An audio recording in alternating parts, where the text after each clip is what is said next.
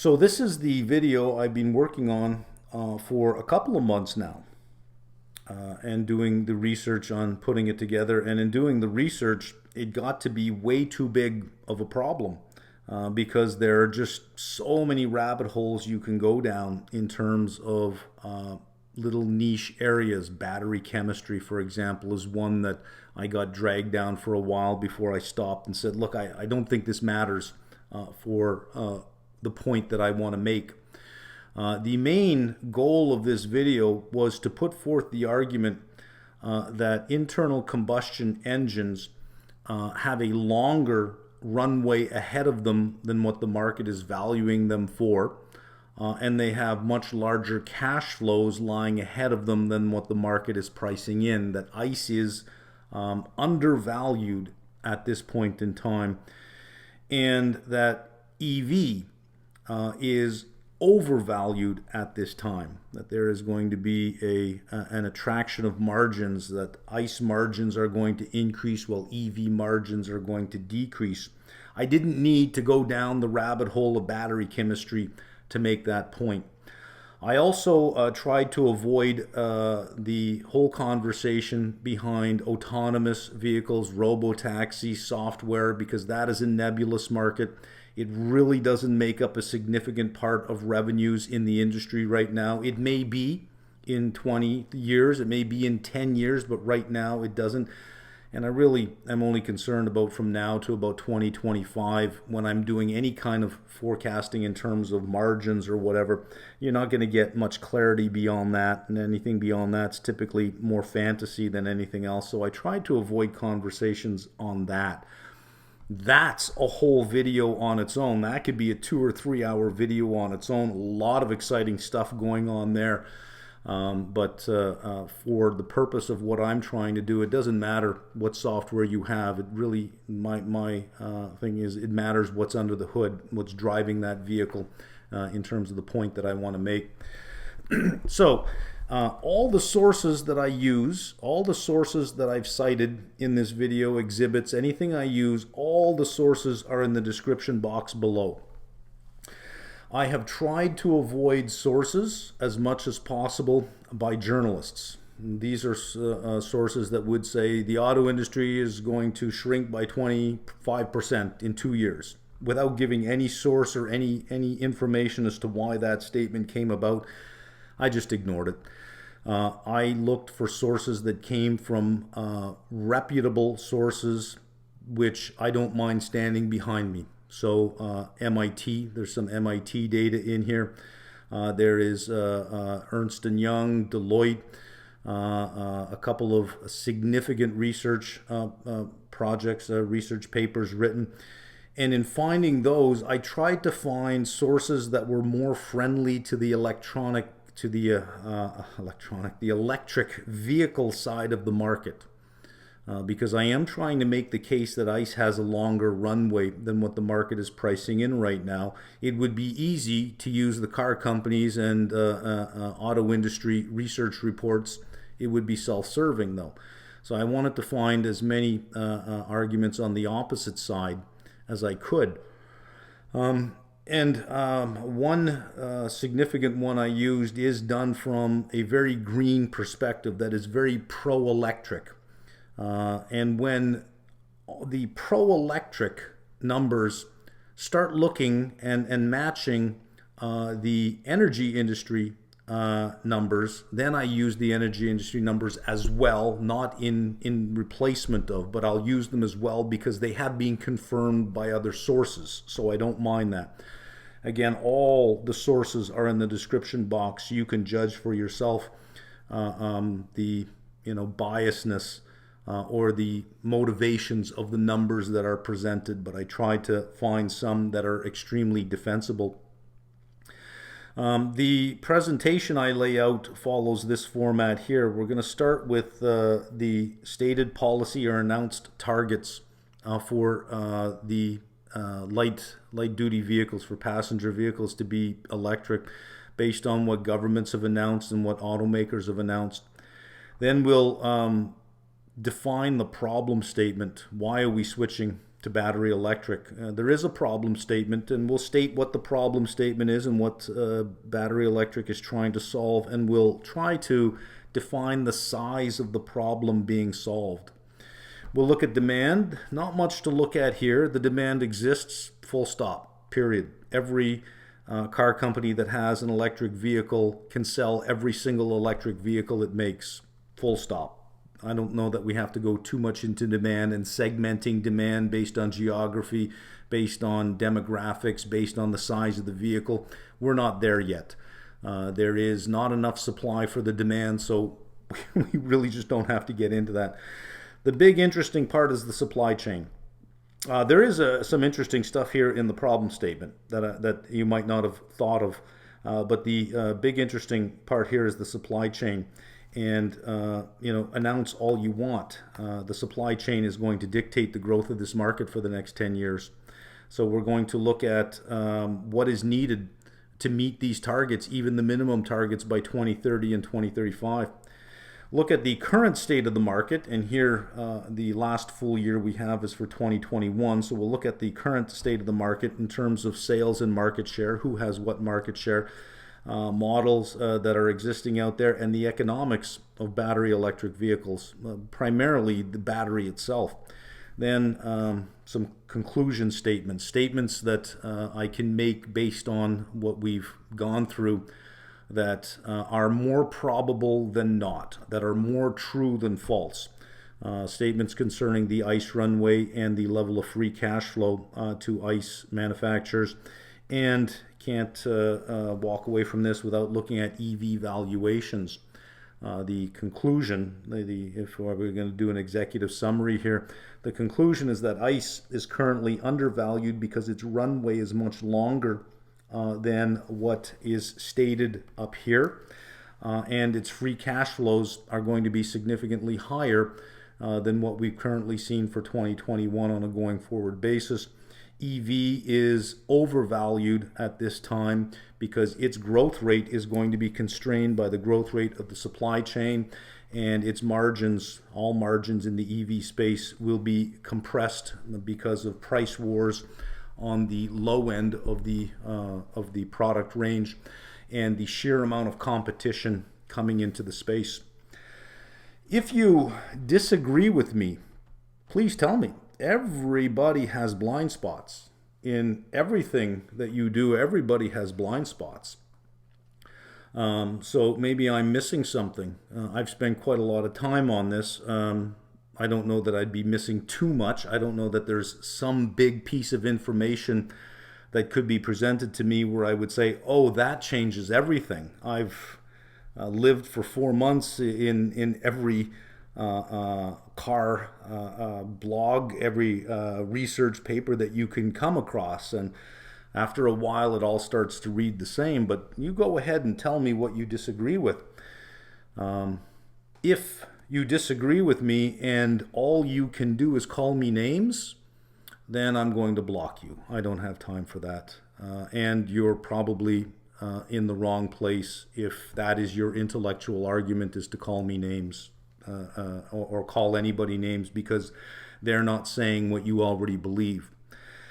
On that note, I should talk to you about the word bias, because I have been called biased before when I talk about GM. Oh, you're biased. And that's the only statement provided. Oh, you're biased. And I find that if the person making that statement, or if you want to call me biased, what you should first do is look up the definition of the word biased, because there is a difference between the word informed and the word bias. A bias is a statement without being informed.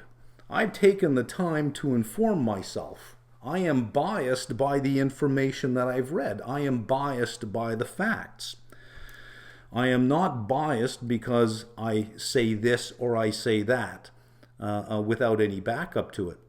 And I find that most of the time when I'm being called biased, it is because the person calling me biased is saying, this guy is not saying something I already believe. He must be biased. That's why look up the definition of the word biased first and make sure you're not the one that's biased simply because I'm not just saying stuff you already agree with. And then please try to distinguish between an informed opinion and a biased opinion. Last point, I do at the very end provide a projection for Tesla in terms of its price target. I'll say right up front, Tesla's not going away. Tesla's volumes will only increase. Tesla is going to be a player in the EV space, full stop. They're not going away. But they don't get to keep their margins. And that is the big driver of valuations, are margins. They don't get to keep their margins. That's where my analysis on Tesla is focused, is going to be on their automotive gross margins, their net income margin, and the multiple that they will get based on margin compression. If you are emotional about Tesla, you may not want to listen. If you're just going to call me names because I don't have a $3,000 price target on Tesla, you may not want to listen. So as they say to the kids these days, trigger warning, the last screen may trigger you. With that, let's jump in. One more point. I tried to keep it as short as possible, but it is over 2 hours long. If you're going to say, but you didn't say anything about this and you didn't say anything about that, yeah, I probably didn't say, there's a lot of things I didn't say anything about, but it's not that I didn't consider it, it's just it wasn't germane to the argument I'm making, but you could easily, as you go along, say, but you didn't say this and you didn't say that. That's true, I didn't, but please go ahead and put it in the comment section because it'll fill out the story in the comment section. If you can fill in holes in what you feel I'm not saying that is important, please go ahead and fill it out. Because like I say, everybody's got blind spots. And if we can keep the conversation civil and we can keep it intellectual, this could be fun. Okay, let's go. We begin this long journey at the level of the country. Different governments have stated either official targets or goals for their fleet, not so much the fleet, but any new vehicle registration to be non-ICE. So this right here is a map, a world map of governments with official targets to 100% phase out sales registration of new internal combustion engines. This is just registrations of new internal combustion engines. That does not mean they're banning internal combustion engine on the road. The existing fleet that is on the road will continue to drive until each one of them is eventually dead. But new registrations. And here you have to sort of pay attention to the legend down here. You have different colors here. You have blue and you have like a dull orange here. The blue is battery electric vehicles or fuel cell electric vehicles only. And pay attention to this date here, 2050, International Zero Emission Vehicle Alliance. There is a push to get to zero emissions by 2050. We're going to see that is going to be almost impossible to get done. So even though these are official targets, these dates may have to be pushed back. Over here, it will allow battery electric vehicle, fuel cell electric vehicles, and plug-in hybrid electric vehicles as well. Well, the plug-in hybrid is both a battery and an ICE vehicle. And throughout this presentation, we'll be using a lot of acronyms. ICE will be internal combustion engine. When you see BEV, that is pure electric, battery electric vehicle only, no ICE engine in there. PHEV is a plug-in hybrid electric vehicle, which is distinct from a hybrid, which is a non-plug-in vehicle. This has a larger battery with range. And then FCEL, or what they write here, FCEV, fuel cell electric vehicle. This we're not going to pay much attention to. There are two types of hydrogen available: green hydrogen, and blue hydrogen. Green hydrogen simply can't be done for a reasonable price at scale. Blue hydrogen takes its hydrogen or harvests its hydrogen from natural gas. And at the site of the harvest, the natural gas is then, whatever is left over is pumped back into the ground in a carbon capture sequestration. After it's burnt off to get the hydrogen, it's pumped back into the ground. That also can't be done at cost. So I don't see fuel cell electric vehicles being a large challenger in the future until that problem can be solved. Now, of these official targets, that represents 14% of new passenger car sales globally. There are goals, some governments, such as China, for example, and the US, with the Biden administration, have certain goals that they'd like to get to. But they are not official targets. These are just official targets, and we can see here that with plug-in hybrid electric, it will allow for that. And you can see the range of dates: 2030, 2035, 2040, 2050, you know, 2035 over here. These are still anywhere from 10, 15 to 20 years away, and it's only 14% of new passenger cars globally. As the years go by, I do expect more governments will pop on and say, well, we now have official targets as well. So to be complete, here are the countries that have stated target date goals. Nothing official, just a goal. For example, in the US, the Biden administration released an executive order stating a goal that by 2030, 50% of new car registrations would be either battery electric, fuel cell, or plug-in hybrid electric vehicles. It says without California and New York because they have already stated official targets that we saw on the previous screen. So this all this box down here, these are official targets. This is 14% of new car registrations. The US's goal, without New York and California, 18% of new car registrations. China's 31%, Japan is 6%, Germany, India, both 4%, and all the others are 19%. Some of the others have stated goals, but there's a lot of them and they're just too numerous to list, so they just go into the other category. The big ones here, if you can get China and the US, you got roughly 50% of the fleet right there added to this 14%. Along with government's stated policies and goals, automakers have also come out in the last few years and have made their own pledges as well. This is a short list here. There's a more official list a little later on, and in the description box below. Everything that I cite is in the description box below. There is one document that has a fuller list of the automakers and their pledges, along with hyperlinks to each of their sites where they make those pledges. So automakers pledged to end ICE, and I put sort of. When they say they plan to end ICE, they mean internal combustion engine only. That does not mean hybrid or plug-in hybrid, just internal, just relying just on internal combustion. There's their pledge. Ford, GM, Jaguar, Land Rover, Daimler, Volvo, BYD, 2030 to 2040, fully ICE phase out. Again, meaning just the ICE engine itself, but not the ICE engine in combination with a battery. It does allow for plug-in hybrid electric vehicles and for hybrids. Not pledged, again, sort of not pledged. In other words, they haven't made anything official. BMW, Stellantis, no new ICE investment.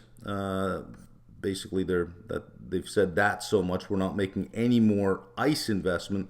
70% plug-in hybrid, a hybrid or battery electric vehicle by 2030. It's a goal. These again, there's pledges and then there's a goal, right? These are goals. Toyota. Hybrids will be 70% of sales by 2025. 10% will be plug-in hybrid electric, 10% electric vehicle or hydrogen fuel cell, and 10% ICE by 2025. On the spectrum from fully ICE to fully battery electric. As you move away, you'll get to a hybrid vehicle, which has got a small rechargeable engine, which recharges about 4 to 5 times per an average trip, and the battery is capable of about 100,000 cycles. The benefit of this type of architecture is if you need to meet fuel efficiency standards, it gives you a fuel efficiency boost, and that's it. Going to a plug-in hybrid plus the ICE engine, the plug-in hybrid battery can get you 25 to 60 miles. It's getting better and better. It initially wasn't that high, but current models can get anywhere from 25 to 60 miles. This has 4,000 to 8,000 cycles, but that means that you can fully charge and discharge the battery anywhere from 4 to 8,000 times. This is 100,000 times. Because it's got such a small battery, it uses kinetic energy to recharge. So it recharges a lot of times during the trip. The nice thing about this one is for most people, for their daily driving, they'd be driving on battery power most of the time. So if you're just 10 miles from the office and 10 miles back, you'd probably never touch the ICE engine during that trip. You would be purely on battery because it's, if it has a 30-mile range and you're only driving 20 to 30 miles per day, you could go a long time before you hit the gas. The average urban, not rural, urban, the average urban driver would get around 180 miles per gallon only because you're relying on the electric engine so much. And then you have your battery electric vehicle, which has ranges anywhere from 200 to 400 miles depending on the battery pack size that you have in your vehicle, how many kilowatt hours your battery is. This is completely non-ICE, no ICE engine in there whatsoever. So you can think of Tesla as being pure battery electric vehicle car maker. And the batteries typically have 1,000 cycles. It doesn't sound like a lot. 1,000 cycles, it's got to be more than that. But with a range of 200 to 400 miles, if you're just an urban driver, you might be recharging that battery every 4 or 5 days. So, you're somewhere around 3,000 to 4,000 days on your cycle, which is somewhere around the 8 to 12 year period, which is about right for the current batteries. This just gives you an idea of where things fall out on the spectrum. You don't really get serious electric until you get past the hybrid. So the plug-in hybrid car is got the benefits of battery electric without the disadvantages of battery electric, but it still does rely on conventional fossil fuels. Let's look at the scale of the problem that battery electric vehicles are attempting to solve. And this is, as I was going through this, I didn't think about questioning the problem in the beginning. And I'm not questioning the problem, I'm sort of defining what the problem is and what problem is being solved with battery electric. And from that, you begin to ask yourself, well, is this the right solution for what we want to solve? So here is global greenhouse gas emissions by economic sector.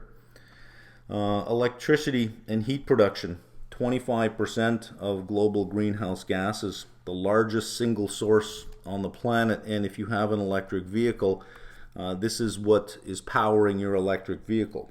It is not zero emission. It does still have emissions, albeit significantly lowered emissions, but it has emissions and it's very geographic dependent what your emissions are going to be. Agriculture, forestry, and other land use. This is cultivation of livestock and crops, and it includes deforestation. 24% of global greenhouse gas emissions. There's 50% of the world right there. Industry coming in at 21%. Other energy use is 10%, contributes 10%. Buildings contribute 6%. Transportation, only 14% of global greenhouse gas emissions. This is all sources of transportation. Ships, planes, everything that moves that uses any kind of carbon-based fuel is included in this transportation sector. The switch to EV, all the pledges that have been made by countries, that is for light-duty vehicles. So the big trucks driving down the road, any truck that is not considered light-duty, anything more on the commercial side, is not included in those pledges at all, or those official targets. Light-duty only, which is about 57% of all sources of transportation. So 57% of 14% is 8%. So moving the entire fleet of passenger vehicles, or what are called light-duty vehicles, to battery electric is solving 8% of the global greenhouse gas emissions. Just so that we have this in perspective of the magnitude of the problem we're solving, is 8%. Now, there's technologies that are working on this. There are technologies that are working on that. It's not as if we say, well, 8%, let's just forget about it. There is no one single solution to the problem. However you want to define the problem, there is no one single solution. It's a portfolio of solutions that have to be implemented across a number of sectors. So we can't just say, well, it's 8%, forget about it. It seems like a lot of money for 8%. Of the problem, but everyone's going to be 2%, 1%, 3%, 5%. There's no one silver bullet. There's a lot of promising technologies out there that are all doing something. Whether it's adding 1% or 1.5%, it's going to take a portfolio of products. But I show this to put it in perspective of the problem that we're actually solving. That even if you flip the entire fleet over to battery electric vehicle, and if you did that, you would have to dramatically increase this.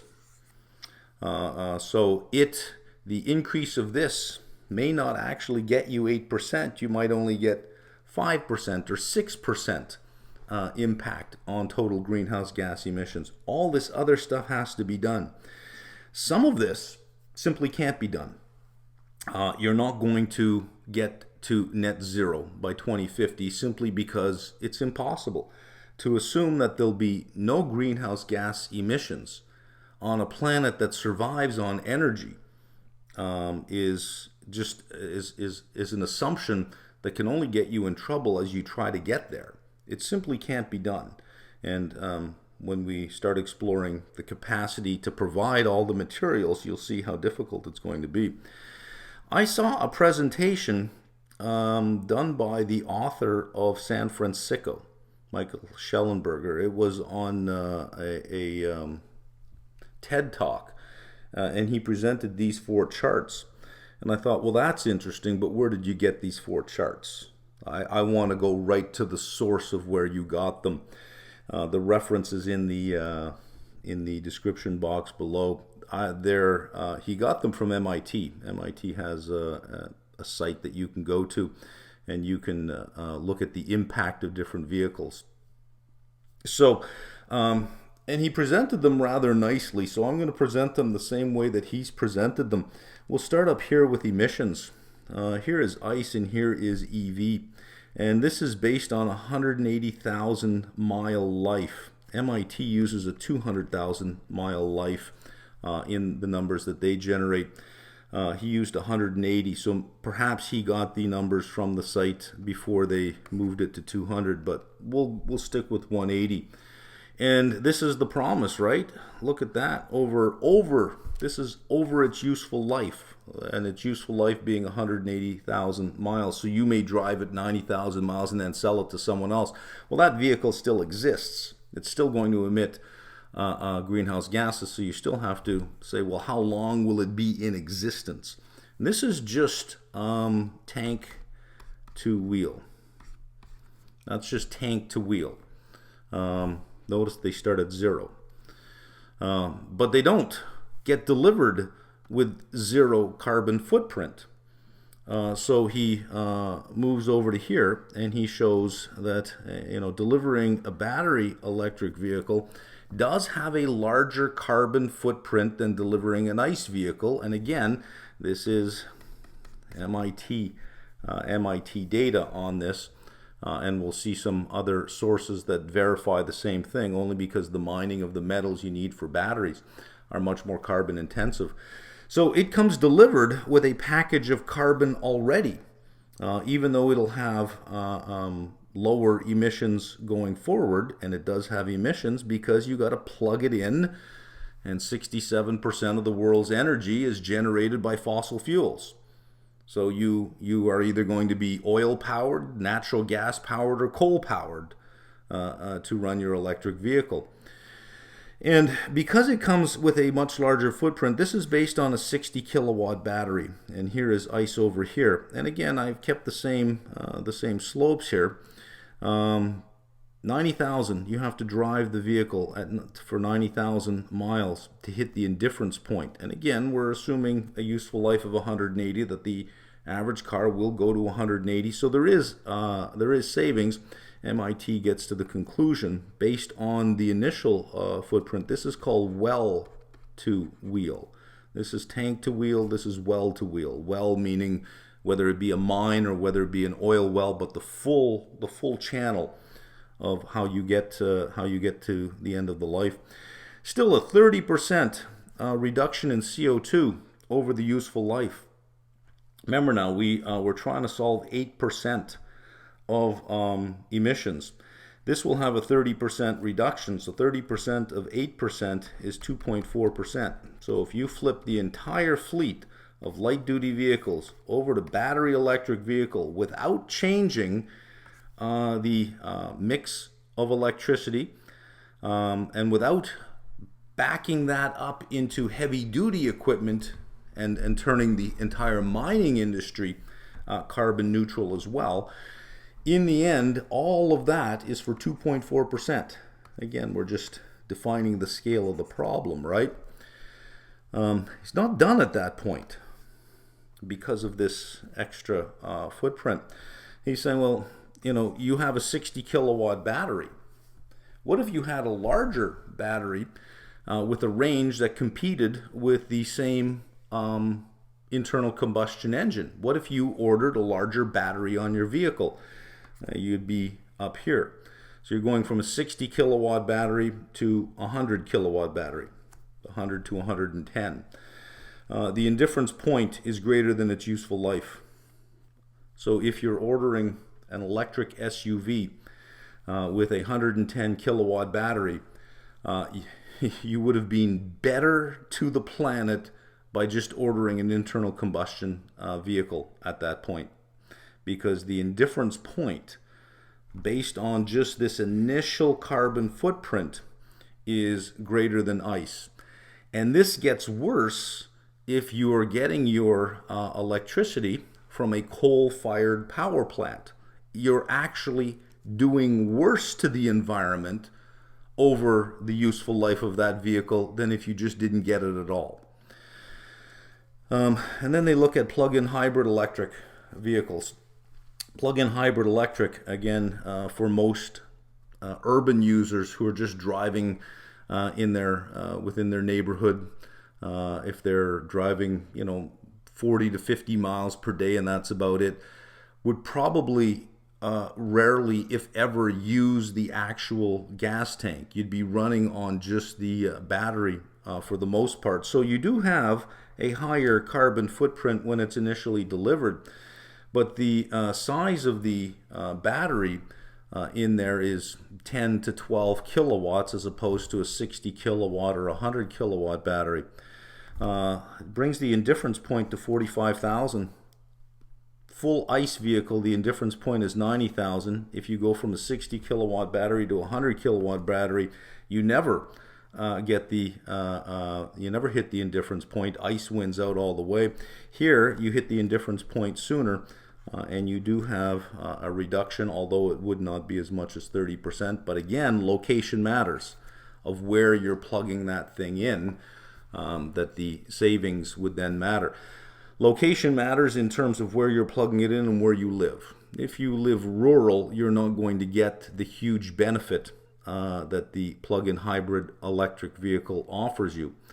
What it offers the urban user is the benefits of the battery for the vast majority of what they're driving, but the avoidance of range anxiety, meaning always looking down at your dashboard saying, I got 10 miles, but home is 15 miles away.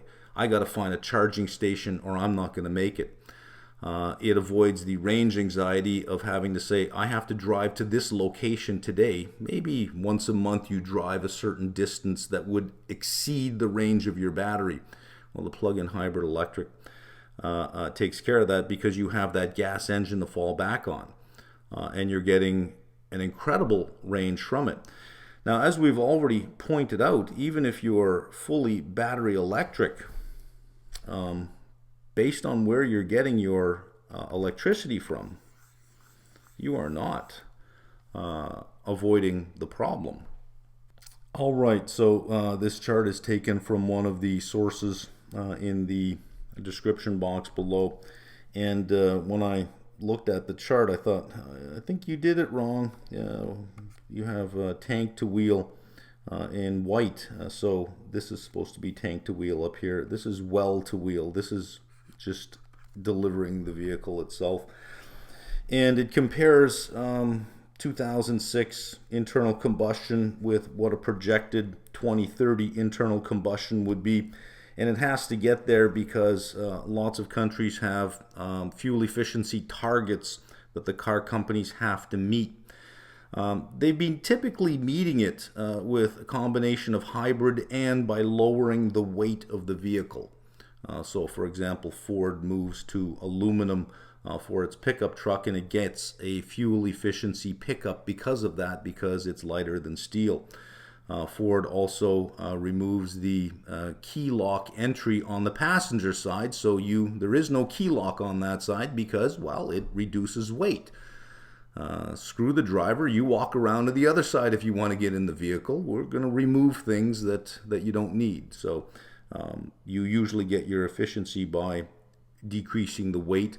The internal combustion engine, there's not a lot more technology you can get in there to squeeze a lot out. So the big gains come in reducing weight or by introducing some type of battery complement to the ICE engine. So they project out to 2030.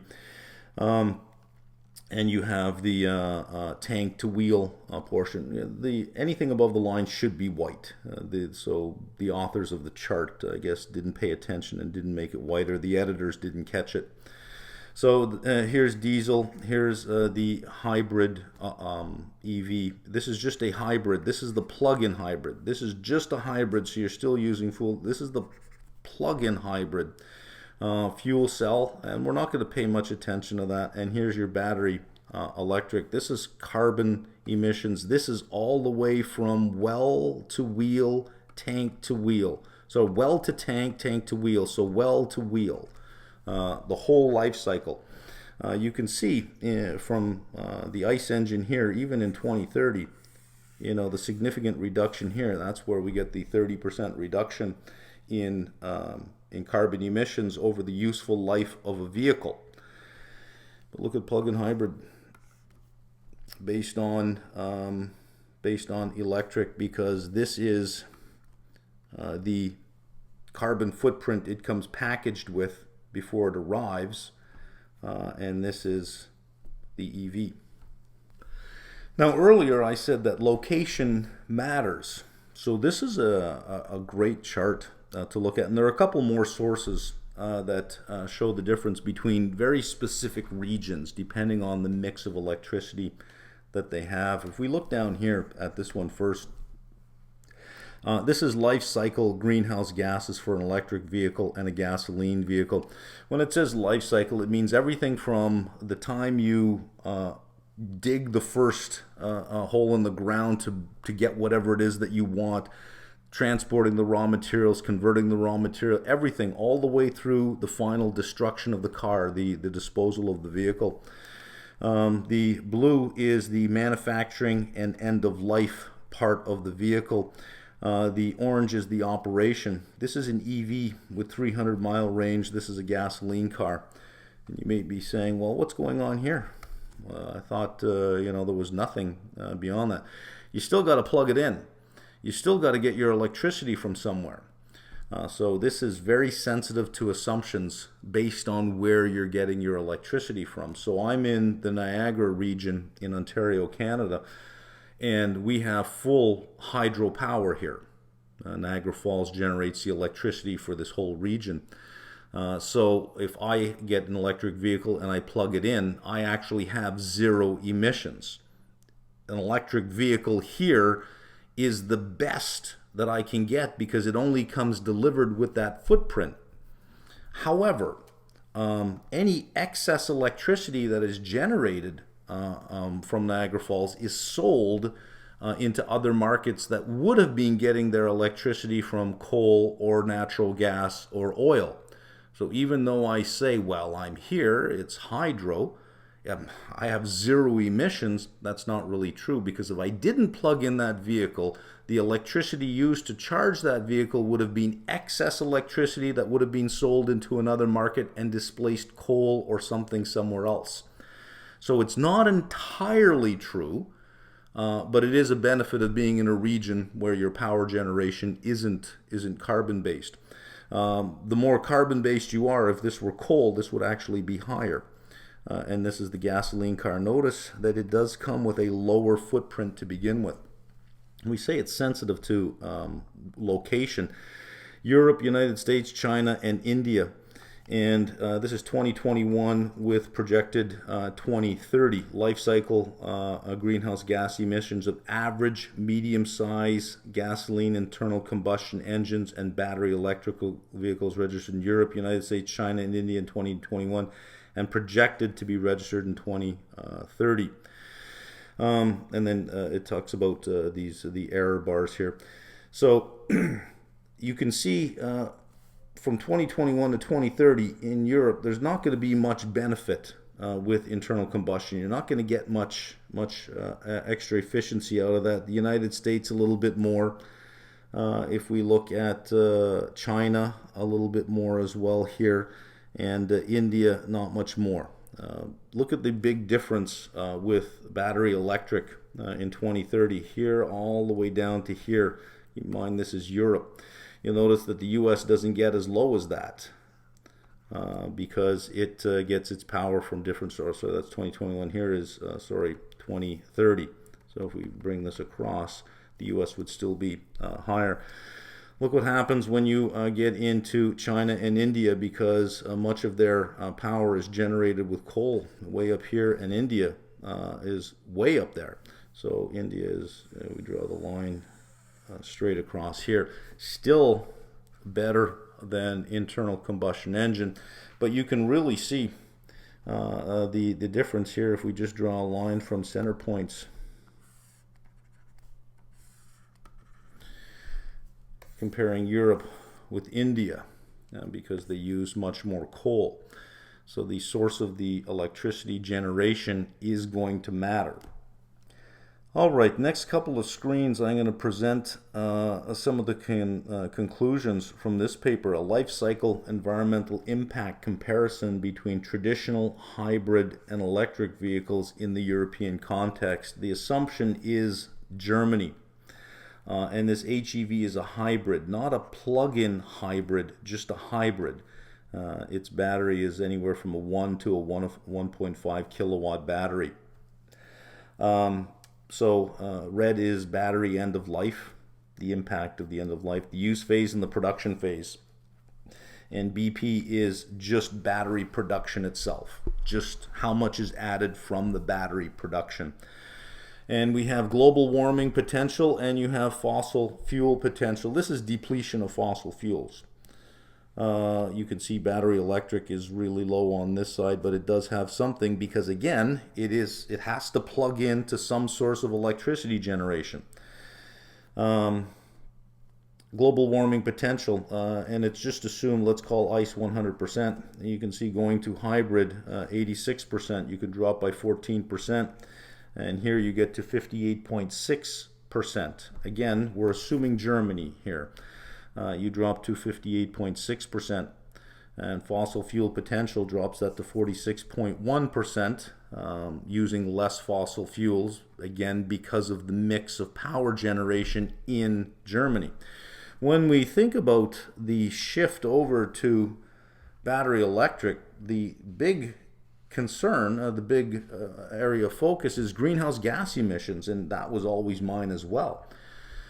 This paper was extremely illuminating because it said, well, we'll look at the climate change potential in terms of CO2, but there's also terrestrial acidification. There's also fine particulate matter formation, and then it looks at mineral resource scarcity, fossil fuel scarcity. This is just depletion of natural resources on each one. But these two here, acidification and particulate matter formation, I didn't see it looked at anywhere else, that we're solving a problem, which is climate change. But there's all sorts of other damage you can do to the planet. Plastic in the ocean, soil degradation. There's a whole bunch of problems the Earth has beyond just global warming. Or beyond climate change, and we tend to focus on climate change. This paper went a little bit further and said, well, let's look at some other impacts as well. So here is terrestrial acidification, and here is particulate matter formation. And just so we know what we're talking about, when we're talking about terrestrial acidification, the atmospheric deposition of acidity, nitrogen oxides, ammonia, sulfur dioxide. And for particulate matter formation, it's PM 2.5, which means they're talking about fine particles that are 2.5 microns or less in width. To put that in perspective, you could put 25,000 of these particles together and you would come up with an inch. The PM 2.5 pose the greatest health risk in terms of your lungs and in your bloodstream, because you breathe it in, it gets in your lungs, from there it gets into the bloodstream. And this is mineral resource depletion. So let's look at terrestrial acidification. We just have been focusing on greenhouse gases, and whenever you think about electric vehicles, you think about carbon dioxide emissions, but we don't think about these other things. So here is internal combustion. Here is the hybrid. Again, it's a small battery, right? And here is the full battery electric vehicle. And battery production 60.3. Using again ICE as 100% of whatever we're measuring. You get to 104 with the hybrid because it is a small battery. You get to 178% more terrestrial acidification with battery electric. Particulate matter formation, 175%. I shouldn't say 178% more, because if this is 100, that's 178. It's 78% more. 78% more than with ice. And with particulate matter formation, 75% more in terms of that. Surplus ore potential. This is mineral resource depletion. Wow, I mean, it shouldn't be surprising. A battery is made up of nothing but minerals, whereas oil is just it's just oil. But we've already measured it in terms of fossil fuel depletion. Battery production 224. So this 422 again. So this is 100. You take 100 off of this. 322% more for battery electric. I don't know if this causes you any concern. The mineral resource depletion. If you're not using it for batteries, what would you be using it for instead? Are you taking it away from another source? Is it something that's going to be an issue? You can sort of make up your own mind about that, but I think that this is, this is important, and I think that this is important. If we're going to solve, as we said earlier, 2.4% of the world's greenhouse gas emissions, but introduce higher levels of acidification and particulate matter formation because of it, it's, well, here's one good thing, but here's two bad things at the same time. All right, so earlier I said location matters for where you're measuring the impact of battery technology, and so it assumes a number of different countries. Here's your ICE vehicle. Here's your hybrid ICE vehicle. This is all of these are just battery electric. One is Norway, one is the full Eurozone, and one is Poland. And it looks at specific global warming potential and specific fossil fuel potential at different useful lives for the vehicle. Different useful lives, we should see it decrease over time only because the initial footprint is amortized over more miles. So let's see what we have here. For Norway, we can see that global warming potential is 44% of what it would be if you just stayed with ice. That is, that's the promise of battery electric. When you get to using the full Eurozone together, you're 68%. But if you're just using the worst example of power generation in the Eurozone, one country that has the most carbon-intensive energy generation, it's actually more, 114, only because it comes with such a large footprint. You still are reducing. Here's 160 versus 142, right? And again, depending on where you get your energy from, specific fossil fuel potential. Obviously, ice is going to be the highest in there because it uses gas to run. This just uses fossil fuels to generate electricity. So the depletion is going to be lower. But as we can see here, on all three use cases, location does matter. And this is a sort of a cross of what you measure. Here's terrestrial acidification here. Here is a particulate matter on this side. What you measure by where you measure it. Acidification, we've already seen it's going to be higher for EV. And depending on where you're located determines how much worse it's going to be. So location does matter. This obviously is the effect of acidification, or the outcome of acidification and particulate matter, based on the type of electricity generation that you're using to recharge the battery. So it's telling a pretty clear story that we've already seen before, but it's just crossing it with geography to let you know that you can't just take the best case, whether it be Norway or whether it be Germany. You got to look at the whole world and the type of electricity that they're generating. Down here is mineral depletion. That's in line with what we've already seen.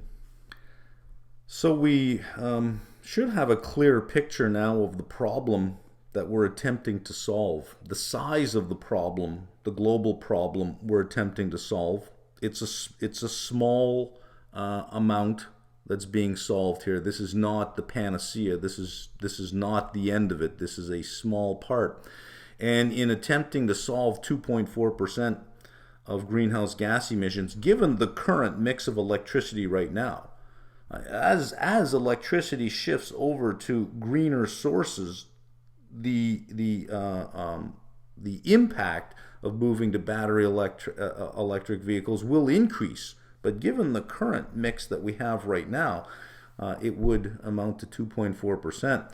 But in exchange for that, we dramatically increase two other things that we're not that excited about.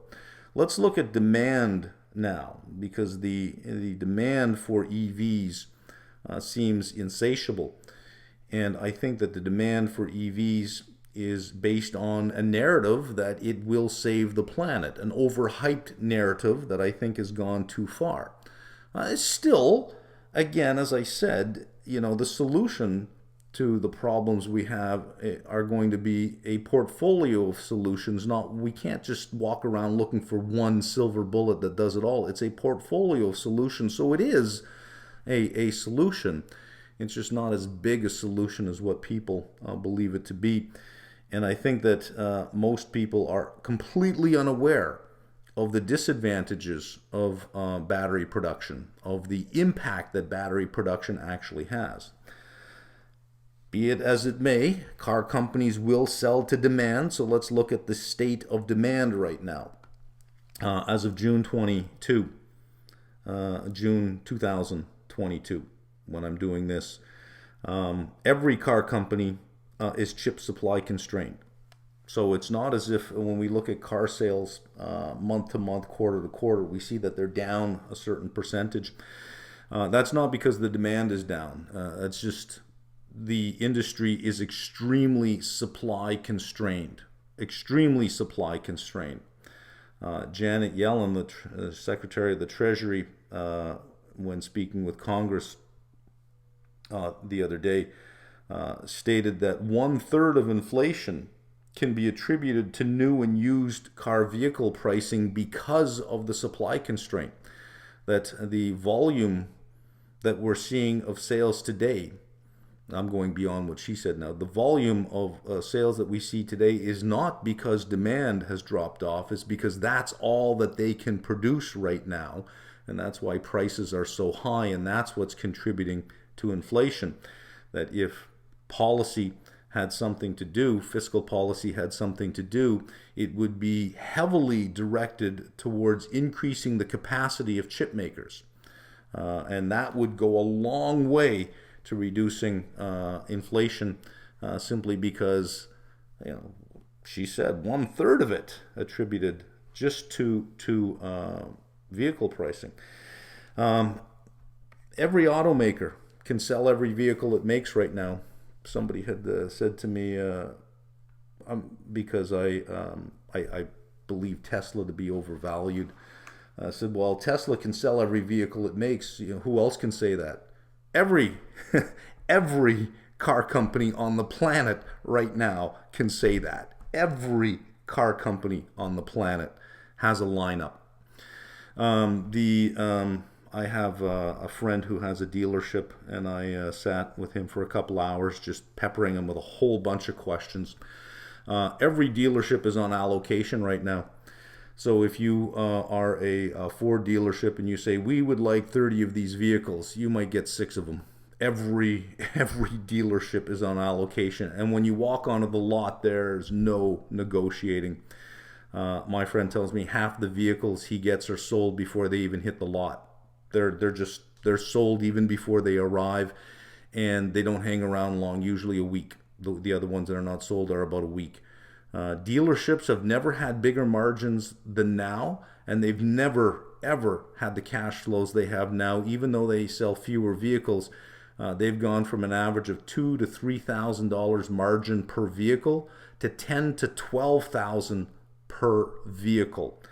There was even a case on one of the news feeds that I have of a dealership in Florida that is on allocation of the Lightning, the new electric Ford, and has doubled the price of the Ford. It was $69,000, added another $69,000 on. It's right on the placard on the window. $140,000 for the vehicle, only because what else are you going to do?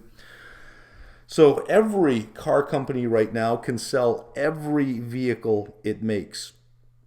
So it's not a problem that is unique. It's a high-class problem to have, but it's not a problem that is unique to any one car dealership right now, because everyone is constrained by the same shortages. This is from Ernst & Young. Again, the link is in the description box below. It's from their executive summary. And they do this every year. So they're comparing 2020, the results in 2020 with 2021 and 2022. This is interesting over here. Buying 45% of consumers intend to buy a car. 32% prefer a new car, 13% a used car, up 12 points from the 2020 study. So they're at 45%. Plans to buy a vehicle. 63% plan in the next 12 months. So 63% in the next 12 months. The rest is somewhere between 12 and 24 months. China, India, and Mexico expected to lead car buying activity. Look at China way up here. China and India, just huge markets to be in. UK, Norway, United States over here. This is the more interesting part that speaks to the demand for EVs. 52% of car buyers, 45% of consumers intend to buy a car. Of that 45%, 52% of them prefer an EV for their next purchase. Now, you got to be careful here. an EV, it's got an asterisk. EV includes fully electric, plug-in hybrid, and hybrid powertrains. In other words, 52% of car buyers are going to buy something that is not 100% ICE. That does not mean they're going to buy something that is 100% electric vehicle. So I've seen this number quoted in news stories that EV demand is skyrocketing. 52% of buyers want it. So I followed the link and I read this and I said, well, hang on a second now. EV includes ICE components. This has an ICE component and this has an ICE component. So if we're thinking about automakers can play across the full spectrum. If we're thinking about Tesla belongs just here.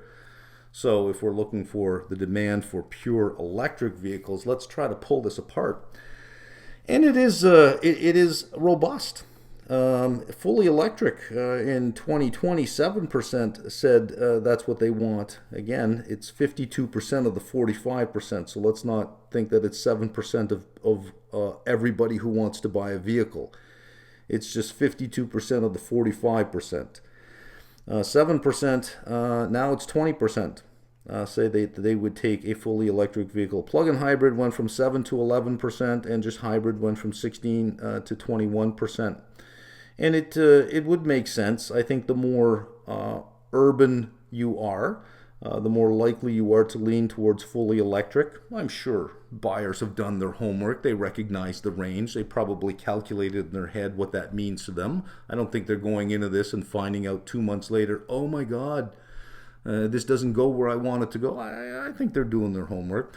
If you're more rural, the fully electric vehicle probably isn't going to work out very well for you because you're traveling much longer distances more often. That the plug-in hybrid is probably a better option, or even a hybrid to get that extra fuel efficiency out of it, depending on what you're doing. So that there is growth in that is not surprising. The big growth here is fully electric.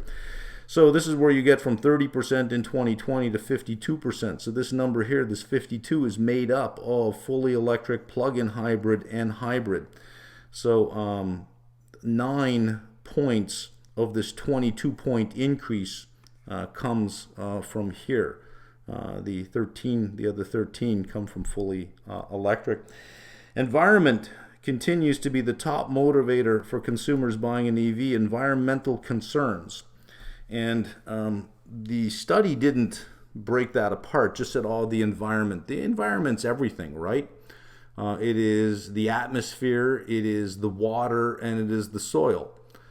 When I see this environmental concern, I think, well, it's all being lumped into the one big thing, global warming, and it's probably most of the respondents probably have in their mind, well, it's CO2 emissions, without thinking of the other things that we saw previously. It has a bunch of other things, other issues as well down here. Some interesting things to look at here. Lack of charging stations replaced high upfront costs as the top inhibitor to purchase EVs. Lack of charging station in your city or route, 34%. And there was a study done out of a California university that looked at charging stations within the state of California, and they found that on average 23% of them don't work when you arrive at them. Range anxiety, 33%. This is, if I have an electric vehicle, for the most part, I'd never notice an issue with range because I just don't drive that much. But what it would do would eliminate me from going to my home city, which is Timmins, which is 1,100 kilometers away from where I am, or 600 miles away, 650 miles away from where I am now. I would have to find charging stations along the way, and I would need a level 3 charging station because I'm certainly not going to wait 12 hours to get a charge to get to the next station. You got to find a level 3 charging station, which is a fast charger, which can do it in about 30 or 40 minutes. However, every advantage has a disadvantage, right? These batteries, they like a slow charge. The faster you charge your battery, the faster you kill your battery, you reduce the useful life of your battery. So if a battery has 1,000 cycles from fully charged to fully discharged and then recharged again, if you can do that 1,000 times, level 3 will bring that number down. So the faster you charge your battery, the faster you kill your battery. So highway travel, you're going to want level 3. It's still going to take you anywhere from 20 to 40 minutes to charge that vehicle to get you to the next charging station. And while you're doing it, you're taking cycles off the useful life of your battery. Range anxiety, upfront cost, that is changing though. Upfront cost is still an issue, especially now with battery components being well, prices have never been higher, but battery prices have been coming down significantly.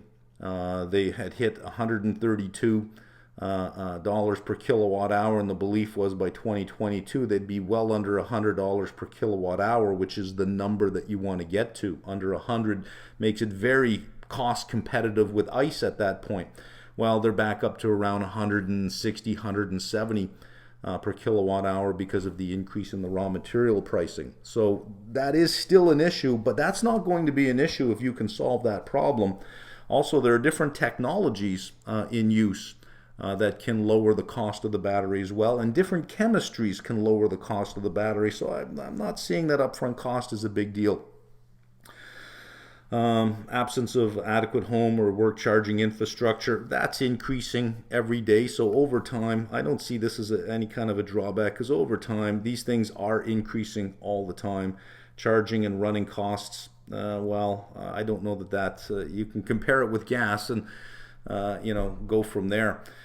The push towards EVs right now is because, the price of gasoline is just going through the roof. I want an EV where I don't have to buy gasoline anymore.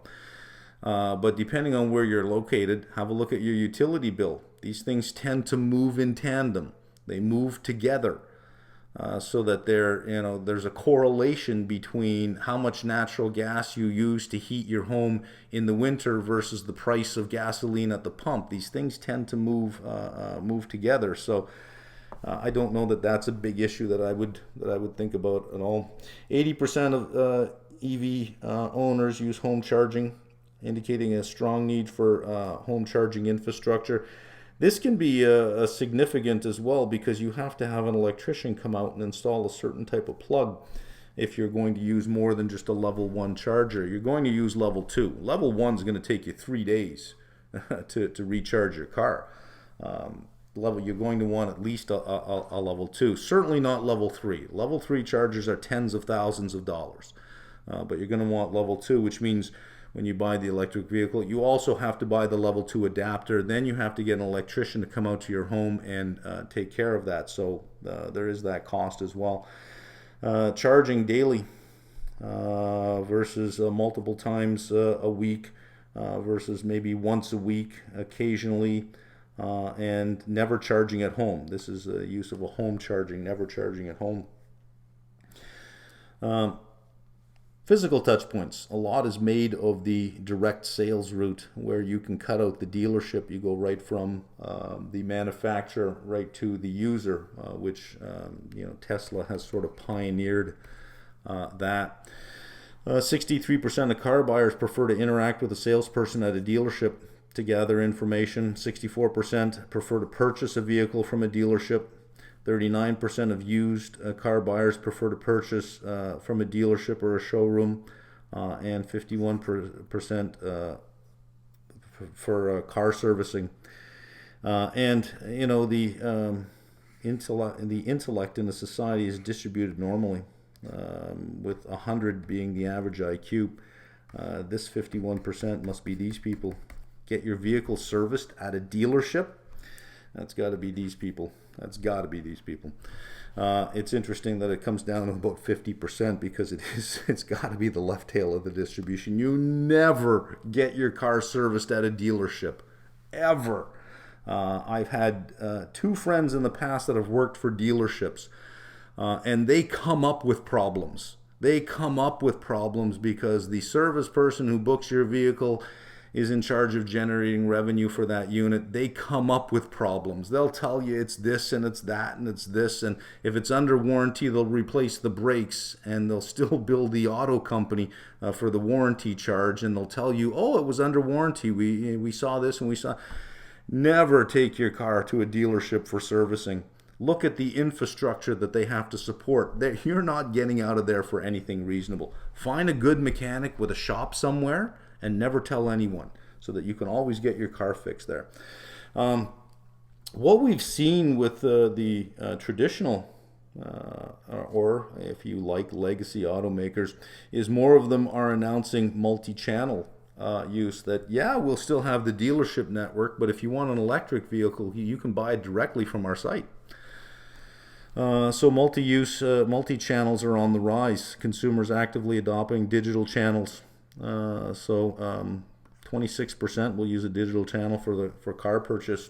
Ford has announced that they're going to offer purchases of their new only EVs, not their traditional lineup, but just EVs. If you're buying an EV, you can buy directly through Ford. 66% prefer to use apps, websites, social media to gather information about a vehicle. 59%, this is of just those that have selected multi-channel. 59 opted for a price calculator as the most popular tool. Potential EV buyers are more likely to use online tools compared with ICE buyers. All right, we get to, I think, the most interesting part of this whole presentation is the supply chain.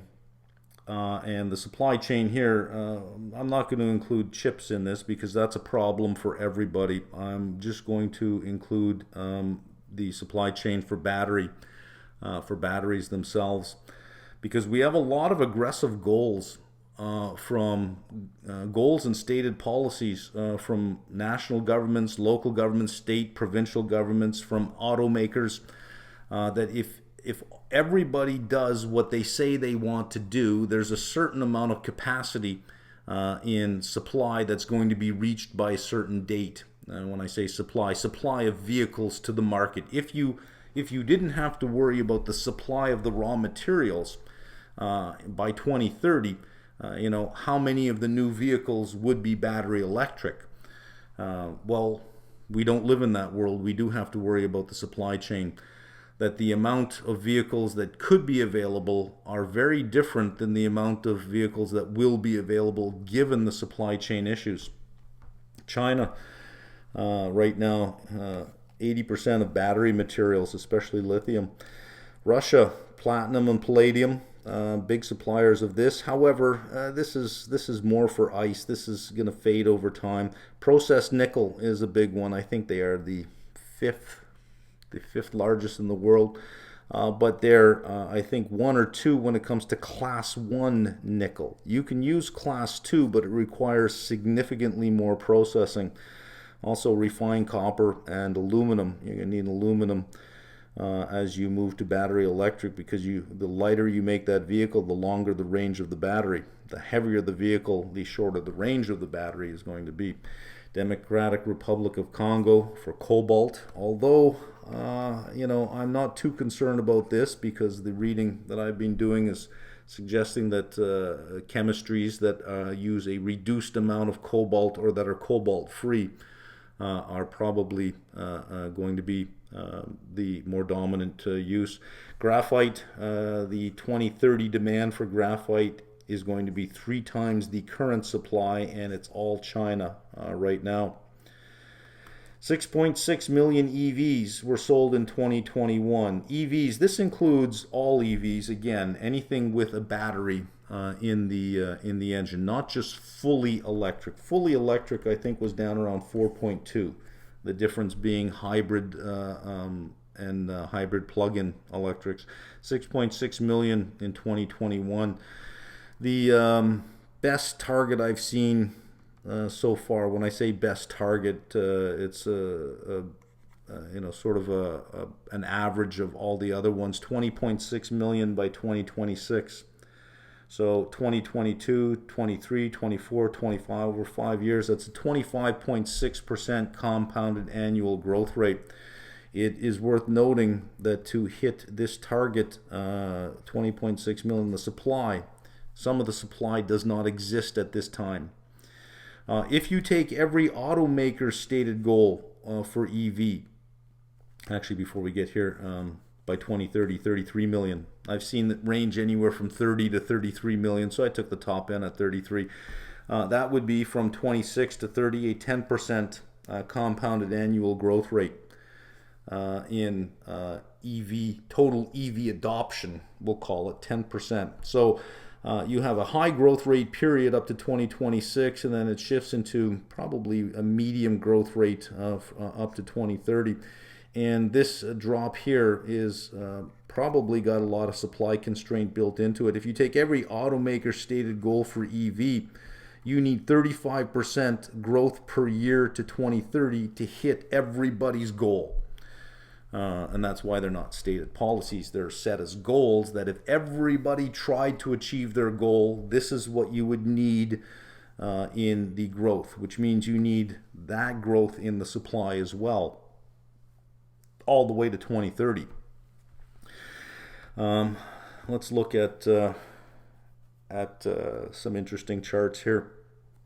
And again, the source of this is in the description box. Battery demand surges in all regions driven by battery electric cars. And this is EV battery demand 2021 to 2030 on both sides. This is by the type sorry, that's not type here, the type down here, depending on what it is that you're building. This is per region, and they should both be the same. Each bar should be the same. What are all these acronyms mean down here? STEPS, this is stated policy. APS is announced pledges. These are goals. This is what are stated policy so far. Stated policy by 2030 is going to represent about 20% of global sales.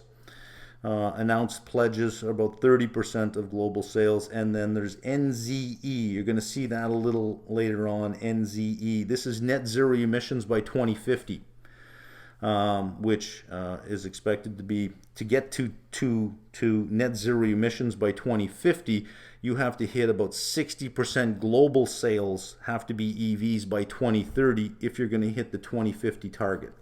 We're gonna, this study uses the NZE in terms of how much supply is available. Is it possible for this target to be hit given the supply that's available? So we have a 20% growth, 20% of global sales, 30% of global sales, and 60% of global sales. So it just calculates, it just looks at the increase in demand based on stated policy and announced pledges, 2025 and 2030. So we can see demand from 2021, because we just started 2022. This is all of 2021, increasing all the way to 3.5 times. This is the announced pledges. If you're just going with the stated policy, it's 2.5 times. By 2030, 5.5 times more. Well, that makes sense. If you multiply 6.6 by 5.5, you get to 33 million. In the announced pledges, it would be 10 times more than what it currently is today. So how do we get there in terms of the supply chain? How much doesn't exist at this point of time? This is an interesting chart. It's the number of mines to produce the required levels of metals, anode, cathode production plants, battery gigafactories, and EV plants required to meet the projected demand in 2030 relative to 2021. And I've broken it down here. You have your metals, your cell components here, batteries, and EVs. We'll start at this end of the chart. This is not a big deal. You can build these factories in time. To get to the stated policy, you need 48 more EV facilities. To get to everybody's goal, you need 81. Well, you have every auto company in the world working on this right now. Battery cells, you'd need another, to get to everybody's goal, you need another 90. facilities, another 90 gigafactories in the world by 2030, or you need 52 more just to hit the stated policy by 2030. That's a little bit, it's tight, but that's all doable. Here for cell components, you need 40 more facilities for anode, 50 more for cathode, 23 and 29. This is not the interesting part. This is the interesting part over here. And we're going to see, based on timelines, the lead time to get these things done, that this is your problem. Lithium, just to get to the stated policy, you need 30 more lithium mines globally, 50 more if you want to get to the announced policy. For nickel, 41 in the stated policy, 60 more for announced, and for cobalt, 11 and 17. I'm not too concerned about cobalt. Nickel, there are other alternatives you can use, which will have lower energy density. When you move away from this battery chemistry, you move towards lower energy density, which means lower ranges. So you could envision a future where automakers are saying, well, what engine, what battery do you want? There's this battery, iron phosphate, lower range battery, but it's cheaper. Or do you want the high capacity battery, which is going to be more expensive? Lithium is the bigger problem here. Although there is some potential with geothermal on this one, and I'll explain that a little later. But this is going to be your limiting factor on battery production.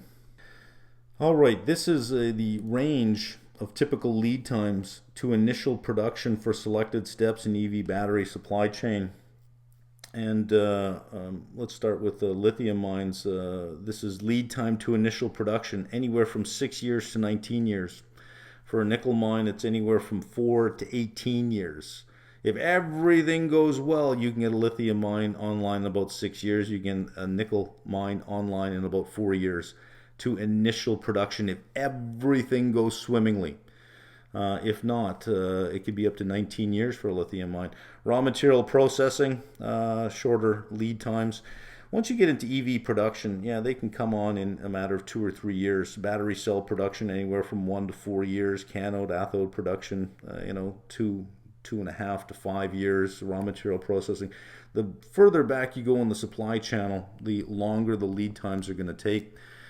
And this lead time, what goes on in here? Why can't you just put a shovel in the ground and start? Feasibility studies. So you think there's nickel.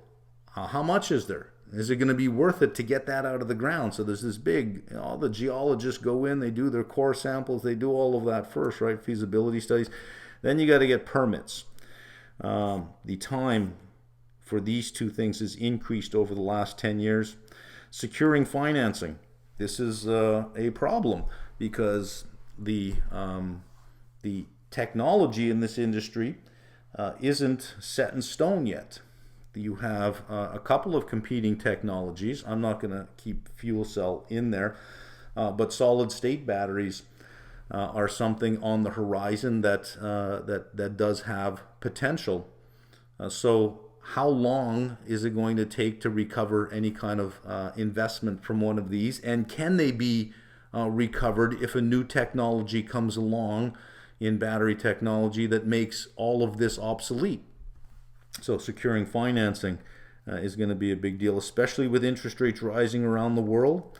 Cost of capital is going up around the world. So that's going to be a bigger issue going forward. And of course, you got engineering and construction. You actually have to build that thing. You don't just take a shovel out something and say, okay, now we've started. You got to get to it. A lot of these places are in locations where there are no roads. So you're going to have to build the whole infrastructure out just to get to it. So to say 6 years to 19 years is not unrealistic to get one of these online. Now remember, 2030, if you look at the previous screen, just for the stated policy, you need 30 of these. and it is just to get there by 2030. And you're thinking that, well, okay, we're 2022. Maybe if it's 6 years, all these 30 go well, it'll be 2028 when they come online. Well, you'll then have this in terms of supply.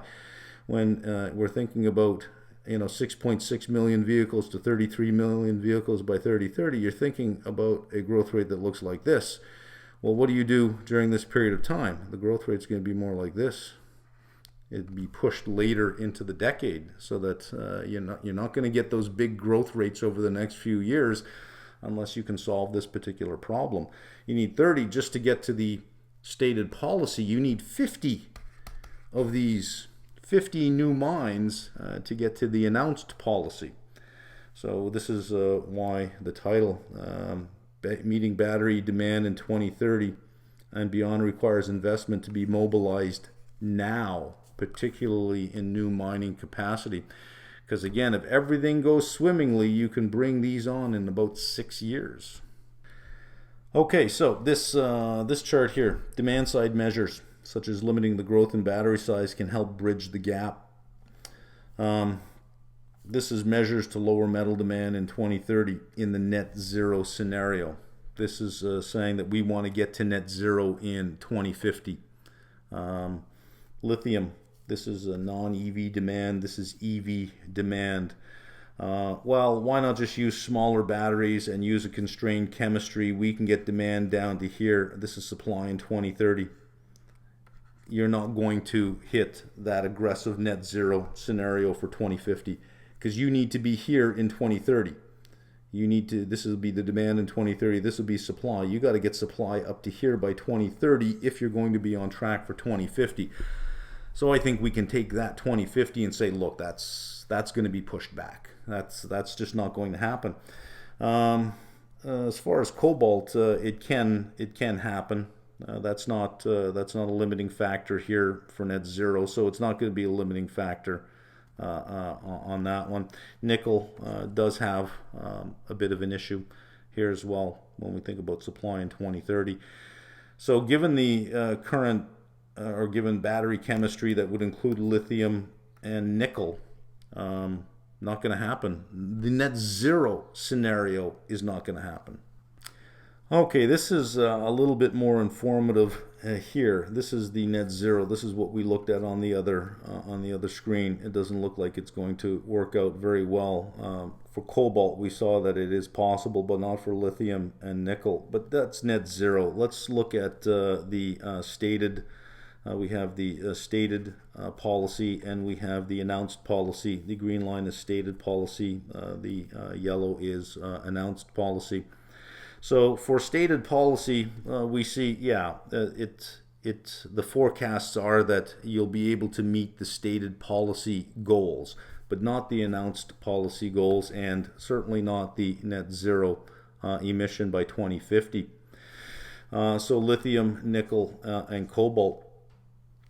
You can avoid nickel or reduce the amount of nickel by offering batteries that are iron phosphate, so that you could say, here's the vehicle you want. Which battery do you want? There's a low range battery, iron phosphate, that's $4,000 cheaper, or you can have the battery that has the higher density chemistry. So it could just be that you buy your vehicle and then you select the battery pack that you want based on the cost of the battery pack, and you could probably with that mix of demand with different price points work your way from this point maybe down into here. Same with this one here's this one here is going to be a different story altogether, but solid state batteries do have that potential, but targets are 2028 and up. Meanwhile, you're going to have research and technology and scale drive down the price of battery chemistries now, that by the time solid state is introduced, it's not going to be cost competitive. But whenever anything interesting is introduced like this, it's typically introduced on high-end vehicles first, and over time it finds its way down. But it's certainly not going to solve the problem. Solid state batteries are not going to be If we did have it, this would be no issue, but it's certainly not going to solve the problem in time. This still represents the biggest constraint in the growth of the EV market. It's not going to be limited by the demand that's out there. It's going to be limited by the supply channel and further back in the supply channel. Okay, let's start moving towards a position where we're able to say something about the future of EV, the future of EV sales and margins are a critical one, and the future of ICE. Given where we are in the demand for electric vehicles, it's also surprising that sales of conventional SUVs also hit a record globally. You know, the EV enthusiasts like to point out that in 2021, sales of EVs hit a record. Yeah, but so did sales of conventional SUVs hit a record globally. So take that, right? EV demand for SUV or luxury models make up 50% of new EV models. Not only that, they also have the highest profit margin, so they're extremely attractive to introduce. With the for the number of new models, plug-in hybrid electric models are greater than pure EV electric for the number of models at the SUV category. Now, when we talk about this kind of mix, all car companies, all legacy car companies can do this. All pure EV companies can do this, but they cannot do this. So a BMW can play across all of it, whereas a Tesla is here only. That's going to be important later on. That point is going to be an important one. So a little bit of history to see where we've come from 2015 to 2021, the status and evolution of electric vehicle model availability. And it's broken down between battery electric, I can't seem to write on this thing, battery electric and plug-in hybrid electric, the mix between the two. And then it breaks it down further into small, medium, crossover, large, and SUV. Look at SUV here, 44.3%, 44.6%, and 57.1%. What are we looking at here? This is China, this is European Union, this is United States. This is available models of vehicles with some EV technology in them, whether they be battery electric or plug-in hybrid electric. So pure EV and EV ICE. Couple of things to point out that are going to be important a little later on. Look at small car. In all markets, China, European Union, United States, all EV. Small car typically has very low margin in them. Car companies, why do they make trucks and SUVs? Because it's big margin. Big margin on those. The smaller the vehicle you make, you're doing it for a price point to fill in the range of vehicles and the range of price points you have. Very small margin vehicles. So to abandon ICE on those and convert them into EVs, or to start your EV there, not so much start, but to concentrate there makes a lot of sense. All EVs, all small cars that have been introduced have been all EV. The range is longer on them because they're lighter. So it makes more sense to say, look, we can completely do away with the ICE engine here. But when you get to an SUV, the size of the battery pack you need, and we've already seen this earlier in the presentation, that there is no benefit to the environment in terms of greenhouse gas once you get to the 100 and 110 kilowatt hour batteries. Just the carbon footprint it comes packaged with, you cannot recover during the useful life of the vehicle. So an SUV probably makes a lot more sense to introduce it as a plug-in hybrid electric vehicle, just to reduce that initial carbon footprint that it comes with. Medium cars, large cars and SUVs, here is China, European Union, United States. Our takeaway here is important. I want you to pay attention to this. The small car is all EV, the abandonment of ICE. However, the larger the vehicle that you get to, especially with the SUV, you're moving more towards the plug-in hybrid. You're not completely abandoning ICE, because the heavier that vehicle, the lower the range. Just to give you an example, the GMC Hummer is the all-electric Hummer, has the lowest range per kilowatt hour out there. 1,000 horsepower, 0 to 60, I think in like 3 point something seconds. Ridiculous speed that you don't need, but it's just the result of being battery electric. But you're plugging that thing in a lot, and it has a very low range. Okay, this is from one of the documents in the description box below. You can see all the hyperlinks. You can actually click right on that hyperlink, and it'll bring you right to the car company site where it's making these announcements. Looking forward, one can expect increasingly aggressive pricing. We're already seeing that. Increasingly aggressive pricing. What happens when you have aggressive pricing? Margins take a hit.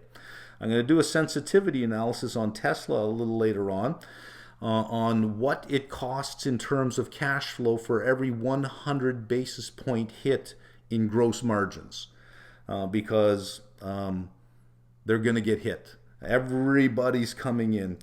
Looking forward, one can expect increasingly aggressive pricing and the development of a wider range of models.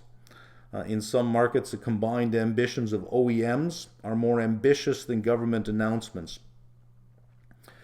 So here are some of the car companies that have announced their plans. Toyota, 30 battery electric vehicle models and a goal of reaching 3.5 million annual sales by 2030. Lexus aims to achieve 100% battery electric vehicle sales by 2035.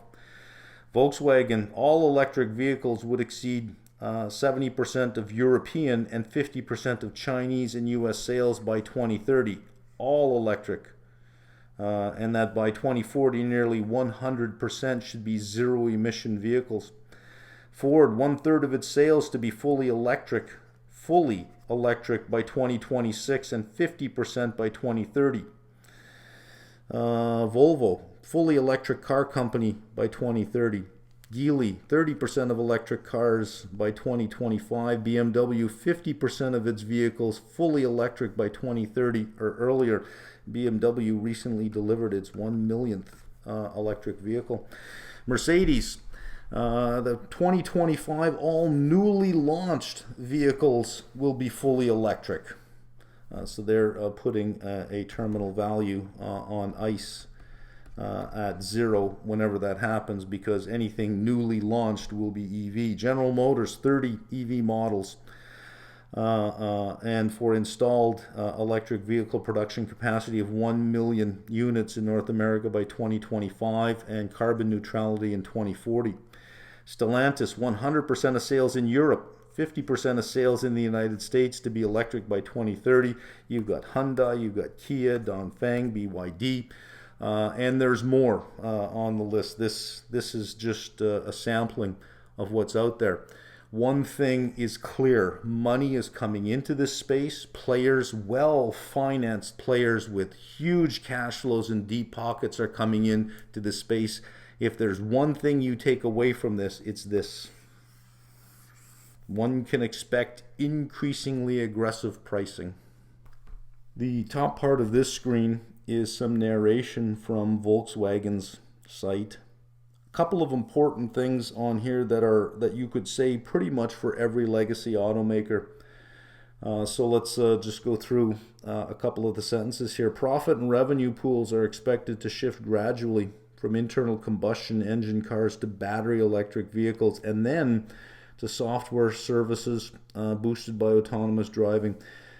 For the purpose of this video, I didn't get into this at all. It's not necessary for the argument that I'm making about the useful life of ICE, that we're nowhere near the end of it, and I think that the forecasting of the death of ICE is way too premature. I didn't need to get into this. Not a lot of history on this. Some car companies are generating revenue from this. It's not a significant amount of their revenue. Car companies that are generating revenue here are still basically, if you measure, where's your revenue coming from, they're still car companies. But it is something that is going to be in the mix going forward, as Volkswagen sort of suggests down here, but I didn't get into this at all. ICE market is set to decline by more than 20% over the next 10 years. And that is in line with electric vehicles representing 30% of new car sales by 2030. If you count all types of electric, any vehicle with an electric battery in there, from hybrid all the way to battery electric, they're roughly about 10% of sales right now. 6.6 million out of 66 million from last year globally. 66 million being supply constrained. That really should be more around 77 to 80 million. But 10%, if you just count pure battery electric, in other words, anything with ICE, just take it out of there and just give me vehicles with pure battery, you're around 6% of total car sales. So it says declining by 20%, it means 20% of total sales. So if we take this right now and say, well, that's 90% of total sales, it's suggesting, well, that's going to fall to 70% of total sales by 2030, which is in line with what we saw previously, the forecast for what total sales will be, or percentage of total sales made up by ICE. However, the growth to 2030 in vehicles is still growing. So that when we think about 70% of the vehicles, if we look at ICE, it'll look like this. It'll just be flat. Not at the zero line, but assuming this is 66 million right now, it'll be basically flat, if not just slightly downward sloping. So it's not as if 20% of the existing ICE volume today will disappear. There just won't be any growth in ICE, and ICE will represent 20% less of total car volume. In parallel, BEVs are projected to grow rapidly and overtake ICE as a leading technology. It doesn't give a time frame for that, but I agree with that. Then it goes into software, which we can just skip over. This is an important point that we're going to use later on. A robust margin ICE business. And my thesis is that these margins are going to increase. A robust margin ICE business generating strong cash flows, and these cash flows are going to increase. And you're probably thinking, hang on a second, you agreed with the fact that this is going nowhere, if not shrinking. How can this be? It comes down to something called CapEx. A robust margin ICE business generating strong cash flows will finance and accelerate the shift to BEVs. So when I said earlier, you have a lot of well-financed automakers moving into the electric car space. We read off a whole bunch of pledges or announced statements from car companies of what they plan to do and by what year they plan to do it, and they've got the cash flow for it as well. One thing we can say about the BEV space is it's got good margins right now. Tesla has already shown that. Great gross margins, better, much better than ICE.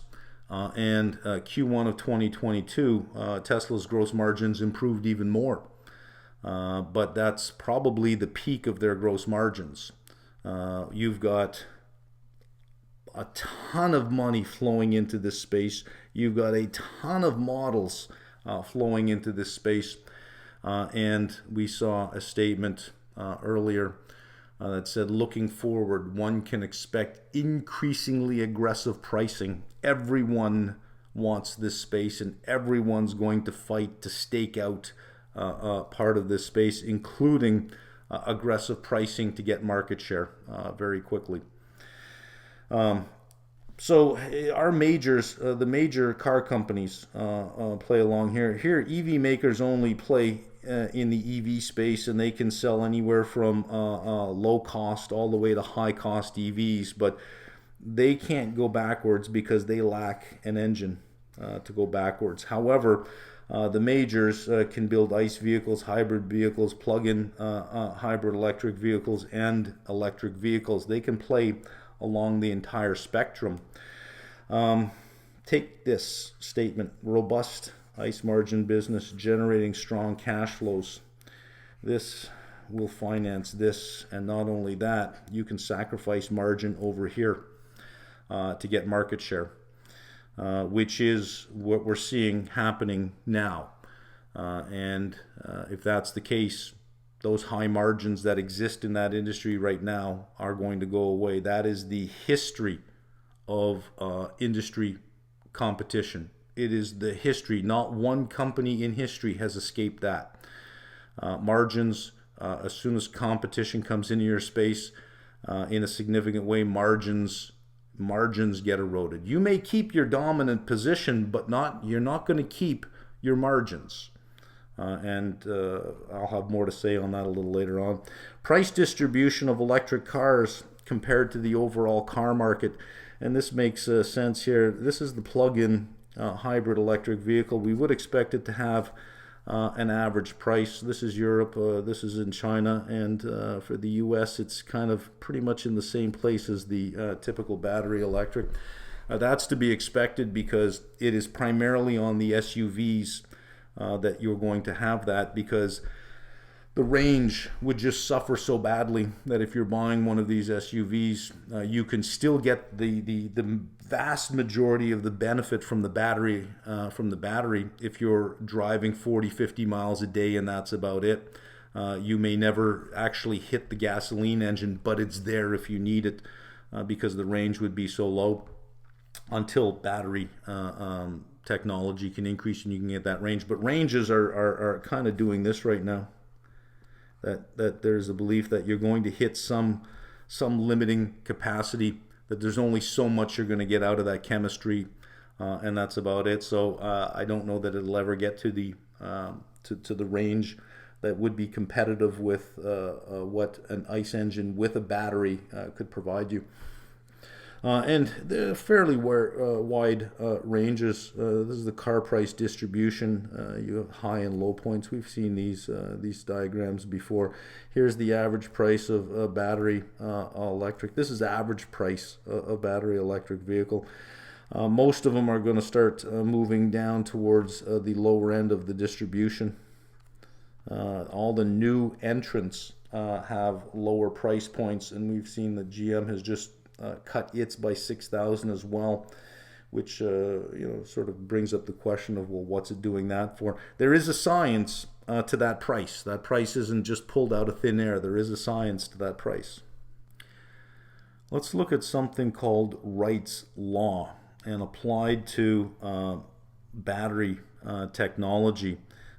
It follows this nice pattern of roughly a 30% price decline for every doubling of capacity.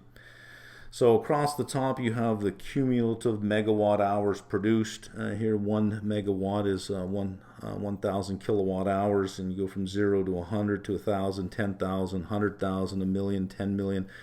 And this is the straight line is the hypothesized price decrease in the price of a battery, and then this is the forecasted price decrease going forward. Average price of a battery pack is projected to fall to $100 per kilowatt hour by 2023. Notice way back here it was almost $10,000. The plus signs are what was actually observed at different cumulative output, and the cost that was observed. And so back here, this price was observed here, you had an outlier over here, here. Look at all of these are fairly in line with Wright's Law. The price of a battery per kilowatt hour had been dropping consistently each and every single year until the prices of battery material just went off the chart. In Q1 of 2021, the average was 105 per kilowatt hour. Sorry, when I say average, I'm taking GM's numbers here. It was 105, 160 average now, because of the price increase is 60% higher on the battery pack. So if you got 60 60 kilowatt battery, and it's $55 higher. Multiply that 55 by 60, and that is the additional price to the vehicle just because of the battery. So what GM did is they projected out, based on Wright's law, by 2026 what their battery cost will be, and they priced the Volt on the cost curve. In 2026, their battery cost will be $5,900 to $6,000 lower for a 65 kilowatt hour battery, which is what is in the Volt. So they decided to get scale, to get volume. Let's price it there now. There are, when you're competing, especially with an incumbent that owns the space, and right now Tesla is everybody's target. Tesla is wildly successful and has been wildly successful in creating that space. It is, when you think of EV, you tied very closely to Tesla because you think, well, that's the only one in the space, and there are literally, several hundred different models available in the space. You can't knock Tesla's success in that space, but with success also comes competition, and Ford is not targeting GM. Volkswagen is not targeting BMW. Everybody is targeting Tesla. And when you're competing, there is one rule of competition, and that is take away their cash flow. That's it. If you want to beat a competitor, you target their cash flow. That's it. You take away their cash flow in two ways. You take it away from their revenues, and you take it away from their margins. So when we look at Tesla later on, we'll do a sensitivity analysis of what 1% of sales would cost them in terms of cash flow, and what 100 basis points of gross margin would cost them in terms of cash flow. What makes it challenging right now to follow this strategy here is, let's just say you're walking down Main Street, and here are all the auto companies that you can go into. They all have lineups out the door. They all have lineups because they can sell every single car that they make. So pricing a car down the cost curve, which is intended to take away revenues, you might get some people over here switching lines, but there's still a lineup out the door. You have to get rid of the lineup, and you have to get some people to come that are in the store to come out of the store at the same time. That's going to take some doing. It's going to take more than just one company with one car. However, there have been more announcements of electric vehicles being priced down the cost curve from legacy automakers because they have the cash flow generation from ICE to completely withstand a price war in the EV segment, to slow down the leader and to gain market share. They can survive a price war just from their cash flow from ICE. A EV automaker, and only an EV automaker, is only going to get attacked. They can't launch a counterattack on the cash flows of ICE because they don't have an ICE vehicle to then make a hybrid or a plug-in hybrid electric. So this is a very strategic approach. Companies have done this lots of times throughout history, where their cost at scale would be significantly lower than their cost today. So they may have a cost curve that looks like this, and they may have, this is volume down here, and this is price over here. And if they produce at this lower volume, they would have to sell at a higher price. But they know that if they can get scale, they'll eventually drive the price down to here. So what they'll do, even though they're at this point, is they will price down the cost curve. And this pricing will increase the demand for it, and they know that they're going to have no margin or slightly negative margin during that period of time until they get to this space, but they gain incredible market share and market share faster by doing it, and they get down to scale. What you do when you do something like this, you can't just have one product. Now, Tesla did that and suffered negative cash flow for years and years. But when you have a multi-product lineup, you will have typically a range from a very high-end, high margin. We'll just write HM down here, and you have a low margin. You will do this to your low margin products, is you will price them down the cost curve to get scale. Because as you're getting scale, your costs are dropping and dropping, and your margins here are increasing and increasing, and you're making it up on the high end over here. So you follow what is called a barbell strategy, is you price this down the cost curve and you drive any gains into your high-end margin product. But to do this, you need a range of products to do this over. The legacy automakers have a range of product to do this over. They have the cash flow from ICE to survive this kind of pricing in the electric car segment. And they're all eyeballing the leader and saying the same thing that every company says when they want to compete with somebody: how do we take away their cash flow? That's not me coming up with that. That is a standard line of attack. If you think of business executives as generals in a war, the very first question a general asks in a conventional war is, how do we take away their supply chains? Because Rome had it right years and years and years ago. An army marches on its stomach. How do you shut down its supply lines? If you can shut down the supply lines, you shut down the army. Every executive knows if you can shut down the cash flow, you shut down a company.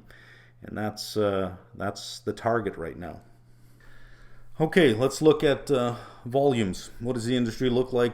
What do we think it's going to look like by 2030? Projections suffer from what projections suffer from all the time, which is a point estimate with variance. So these are the projections. Whenever we look at a projection, it's always a point estimate, and you have to look at, well, what is the variability of that estimate to get a good picture of it. But we have to start with something.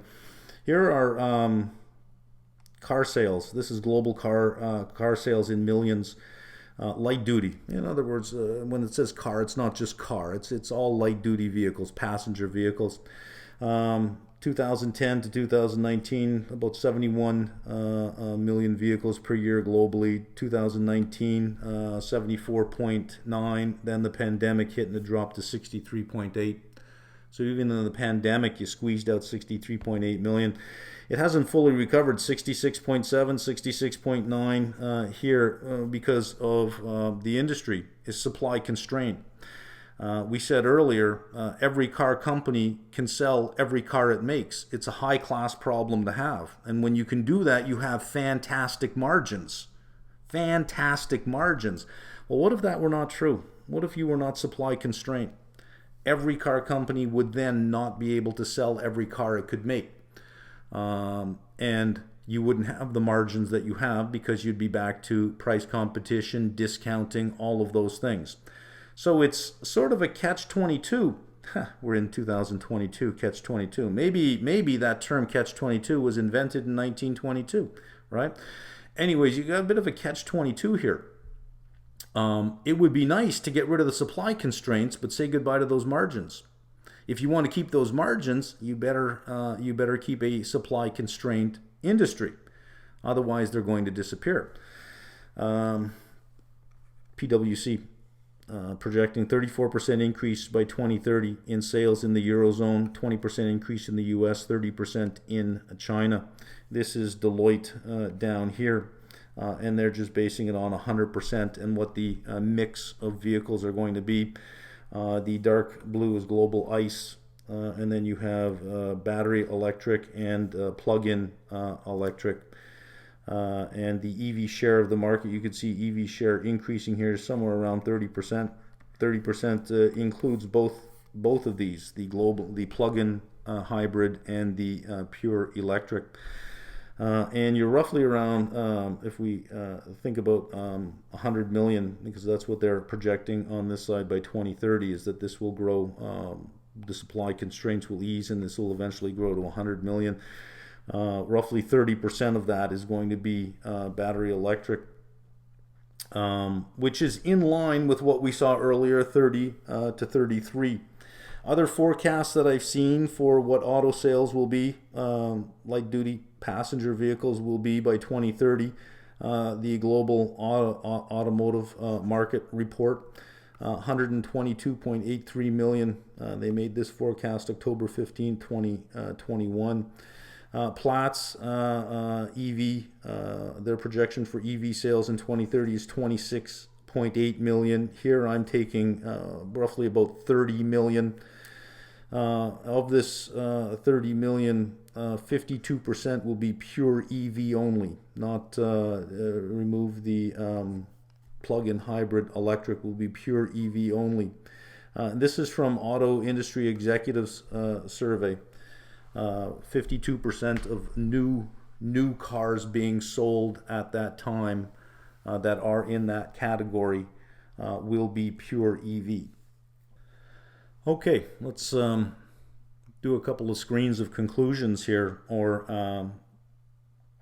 takeaways that I've gotten from this journey. Number one, the ICE runway is going to be longer than is currently being forecast. The forecasting is 2030 to 2040. The terminal value on ICE is 0. That's more likely to be 2040 to 2050 and beyond. But you can increase that runway by at least a decade if you want to put a terminal value of 0 on ICE.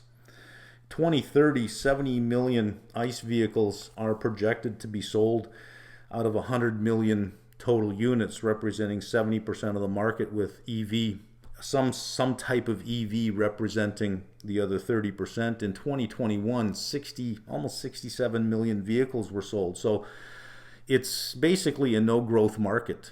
But it's not projected to shrink in total volume. The lowest I saw was 60 million, which means a decline of 10% in total volumes in ICE.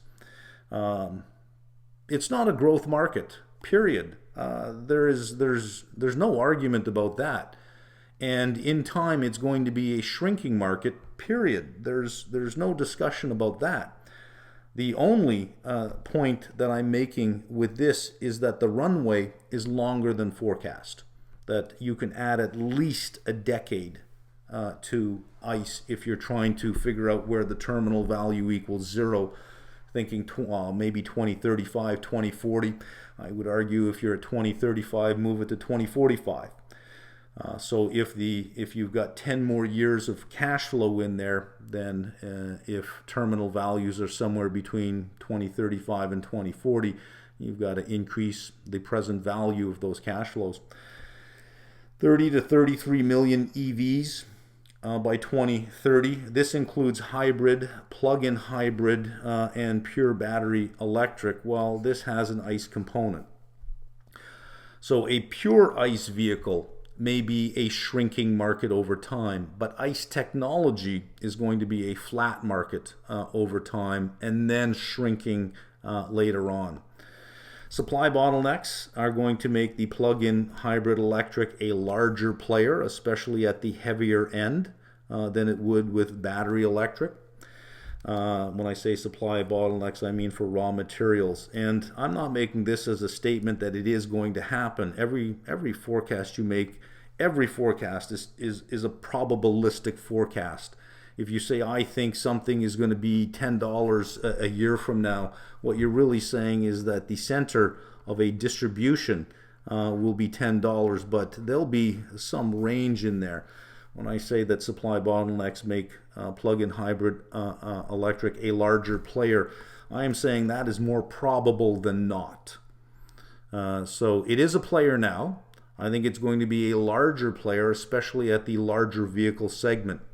That the idea of a 110 kilowatt battery versus a 12 to 15 kilowatt battery with an ICE engine, where most of your driving is done off of the battery, will be a larger player going forward, primarily because of the constraint in raw materials.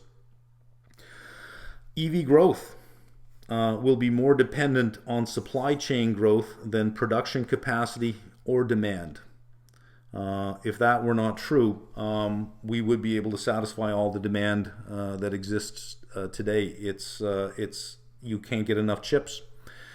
That's just On the chip side, that's expected to last. I've heard every quarter. I keep hearing it'll be done in 2 or 3 quarters. But to listen to the semiconductor executives talk, and maybe they're talking up their book, I don't know, but they're saying sometime in 2024 that this is going to persist for quite some time. So the growth in this market is going to be controlled by the growth in the supply channel, or more influenced by the growth in the supply channel. Every automaker right now is tying up supply. Ford is doing it, BMW is doing it, Volkswagen is doing it, GM is doing it. They're going way back in the supply channel, right to the mining companies, and signing long-term contracts. Somebody had said to me that Tesla's going to win because Tesla's tying up the supply. Yeah, every car company is tying up the supply. Tesla's going to win because it sells every car it can make. Every car company is selling every car it can make. So yes, that's true of Tesla. I don't disagree, but it's true of every car company as well. Every car company is trying to secure supply. Governments are moving in quite aggressively and supporting investments in supply chains as well, whether it be for more chip making facilities or for lithium mining. A good example is the Salton Sea in California. This is quite promising. And another promising one is geothermal. Because what it does here is the earth, it drills until it hits heat, and down here there's a briny substance, and it comes gushing up, and it spins a turbine, and then you sequester that water, that briny water, back down, and it generates electricity. You can generate 50 megawatts. Well, one really interesting thing when we get to this area, and with a lot of geothermal, is that brine that comes up is full of minerals, one of them being lithium. That a 50 megawatt geothermal facility can produce 20,000 metric tons of lithium per year. Now that doesn't account for much. You're talking about 40,000 battery packs of about 65 kilowatt hours each per geothermal facility. But it exists. It is another source that can help alleviate the supply channel. So GM is working on this one right now. That's going to be an interesting one. This avoids a lot of the negative stuff in terms of acidity and particulate matter associated with mining. So there is some promise there. Like I said earlier, you're not going to get one single silver bullet to solve everything. It's going to be a portfolio of solutions. When we get to battery chemistry, when you talk about the supply chain, you can always move to battery chemistry and say you can avoid a lot of this by just changing your battery chemistry. But when you change battery chemistry to avoid the supply constraints, you move away from high energy density to low energy density. Yes, you can do that. There's a reason it's supply constraint. It's because that's the best stuff for it. Yeah, you can get this other stuff and you probably get all the supply you want, but it's got low energy density. There's a trade-off involved. But when it comes to battery chemistry, I have found that there is a large variety in chemistry. It affects the energy density, but I don't think it's an overall kingmaker or a deal breaker. I don't think that one car company can get to a battery chemistry where they dominate completely and that's it, it's done. And I don't think that any one car company can use a chemistry that has a lower capacity and suddenly it's a deal breaker. I think every car company will have a range of capacities that they can offer to help manage the supply channel, and the consumer will then determine what they want to pay for based on the usage that they're doing. But I didn't get too much into battery chemistry because I just don't see it as changing this statement. Third statement, ICE are cigarettes. Internal combustion engines are cigarettes. Cigarettes still exist. Although nobody would enter the cigarette industry today, they still exist. They are huge margin because no capex, maintenance capex only. There's no new innovation, no research and development, no growth capex going into it. It is a harvest product. And what do we know about harvest products? Low capex. You're going to have maintenance capex only. Growing margins on a harvest product until you simply can't use it anymore. But the key word here is you're now harvesting. You're not growing, you're harvesting, right? Large free cash flows. So the margins on ICE vehicles are going to increase. Not a lot. I'm not saying you're going to get 1,000 basis points out of them. But you are probably going to be able to squeeze out 200, maybe 300 basis point margins, gross margins on, I shouldn't say gross margins, sorry, operating margins on ICE. You're going to have a lower and lower depreciation component going forward. You're going to have significant free cash flow because your free cash flow is your operating cash flow minus whatever capex that you're driving back in to grow your asset base. Well, you're not going to have that capex. So longer life, longer runway for ICE before its terminal value gets to zero, plus larger free cash flows. ICE is currently undervalued at this point. We've seen the legacy automakers just take a beating in terms of their pricing. Because the assumption is it's a low margin business. EV has got much higher margins. True. It's a shrinking business that's eventually going to die. True. But its runway is longer than what is being thought, and it's going to have an increase in margins and offer an increase in free cash flow before you can put a terminal value of zero on that. So it is being completely undervalued because car companies, the legacy car companies, will be able to generate that kind of superior cash flow from the ICE business. The battery electric side is going to get super, super competitive. And again, that aggressive pricing is going to come in. And while the statement ICE margins are low, electric vehicle margins are high is true, that's going to change. The electric vehicle margin is going to compress. That is just the history of competitive dynamics in every industry. They're going to compress. Next statement, significant competition in the EV space is coming. $515 billion of investment has been announced just to 2025. Take every car company, 35 billion, 30 billion, 20 billion, 25 billion, added up over all the global automakers, you have $515 billion, $500 billion coming into this space in the next 3 years. All automakers are using Tesla unit sales as a benchmark. When I read that this company is going to have this many units or that many units, they always cite Tesla, that they plan to overtake Tesla by this date. They plan to overtake Tesla by that date. Every car company is benchmarking itself against Tesla. You can think of the Hunger Games, right? Everybody's fighting everybody. But this is not the Hunger Games. This is everybody fighting one. Everybody fighting one. One person has to fight off everything, or one company has to fight off everything. As I described earlier, the barbell strategy for the automakers, low-cost entry model, 20 to 30,000. They will sacrifice margin for scale because they're going to price their battery technology down the cost curve because it is a very stable curve. It's like Moore's law in semiconductors.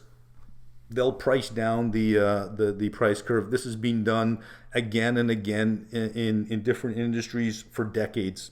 Is you price it down the cost curve, you go for scale, and you increase your margins on the higher end to make up for what you're losing on the lower end. Rather than taking a product approach, you're taking what's called a portfolio approach and looking at the margin on the portfolio as opposed to the margin on each product. And this is what we're seeing with the EV companies right now. High margin, high cost in trucks, in luxury vehicles. The F-150, for example, the Mach-E, the Mustang. For GM, the Hummer. The Hummer's low volume. Okay, there's no point in getting excited about the Hummer. It's low volume, but it's super high margin. It is it probably does more to hurt the environment than if the Hummer were all gas, just because of the size of the battery pack and the weight of that vehicle. But it's super high margin. So they're introducing this stuff on the higher end vehicles where they can get those high margins, and they're sacrificing margin on the low end. For Tesla, if we look at where its mass market cars are, it's the Model 3 and the Model Y. Here's the pricing of the Model 3, the latest pricing that I could find. $46,990 for no upgrades on the Model 3, $63,480 if you add all the upgrades. For the Y, $62,990 for no upgrades, $83,990 if you add all the upgrades. The 3 and the Y in Q1 of 22 made up 295,000 units out of a total of 310,000 units that it sold. These are its mass market cars. All right, let's look at the leaderboard 2021 before we get to our final screen. And this is for 2021, total global battery electric vehicle sales, 4.2 million. This is not including anything that has anything to do with ICE. This is pure electric only.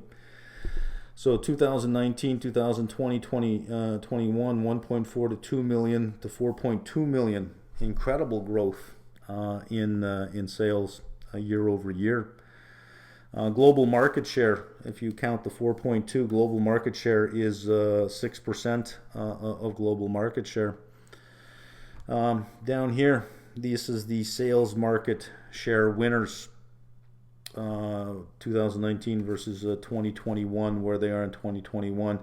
Tesla is the leader over here. In 2019, they owned 25% of the market. By 2021, with increased competition, yes, their volumes are up, but the market is growing as well. So their volumes are growing and the market is growing. Their market share is not growing, is not staying constant, which means while they're growing, they're not growing as fast as the market is growing. However, everybody is supply constrained. I'm not saying that that's a problem with Tesla. Everybody's supply constrained. So you can only grow as fast as supply will let you grow. So I don't know that I'm going to read too much into that. 21.3%.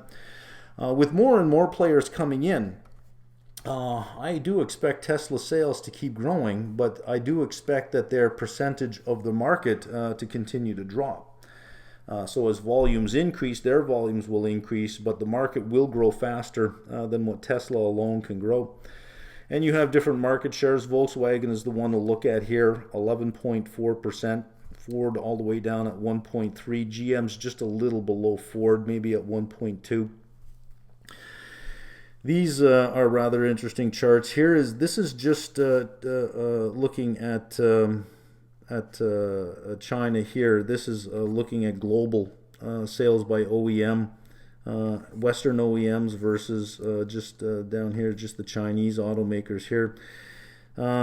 Let's look at, I shouldn't say just the Chinese automakers, but heavily the Chinese automakers down here. Let's look at who is leading where. You have China, Europe, USA, and the rest of the world. Number one in China of the Western OEMs, not counting the Chinese OEMs, just the Western OEMs, is Tesla.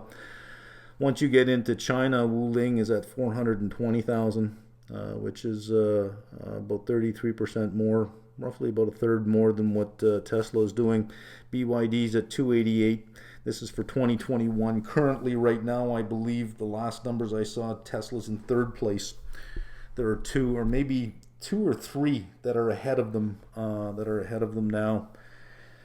In terms of volume, in Europe, the big player here is Volkswagen, 305,000 compared to Tesla's 170,000, and even Stellantis at 177,000 is on par with where Tesla happens to be.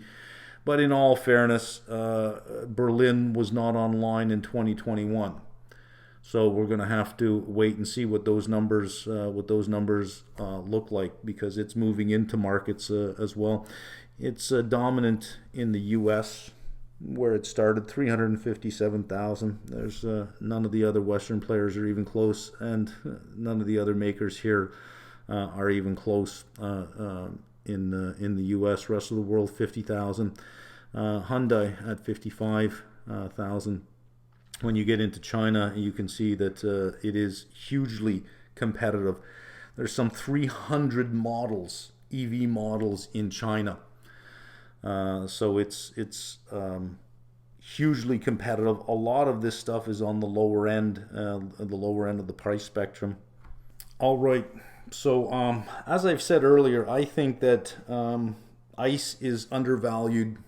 I also think that pure battery electric is overvalued. And really, I'm not picking on Tesla, but who else am I going to use in just pure battery electric at this point? So I have to go with Tesla. A couple of things I'm going to state. Their margins are going to decrease. You're not going to keep the margins that you have. And let's just look at its margins compared to where GM and Ford are. And we'll look at 2020 and 2021. Tesla went from about 20% gross margin. This is automotive gross margin, to 26.5 over 2021, and brought it up to almost 30% in the first quarter of 2022, which I'm going to go ahead and say that that's a peak, that their gross margins are probably peaking out at that number. Their automotive gross margins are going to shrink.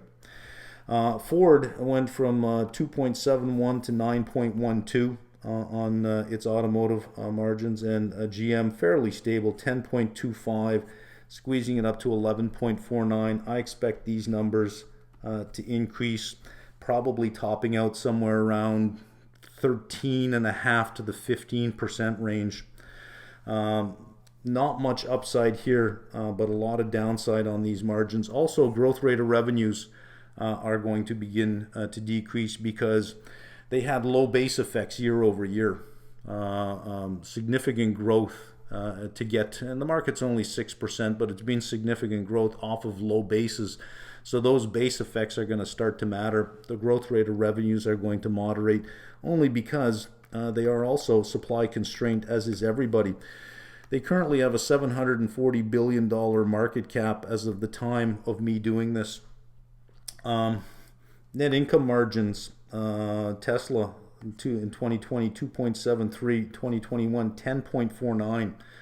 That's what scale will do to you. Their margins will only, their net income margin, if they can keep everything, if they can keep their growth rate, if they can keep their operating margins, their automotive gross margins, that net income margin will expand as well.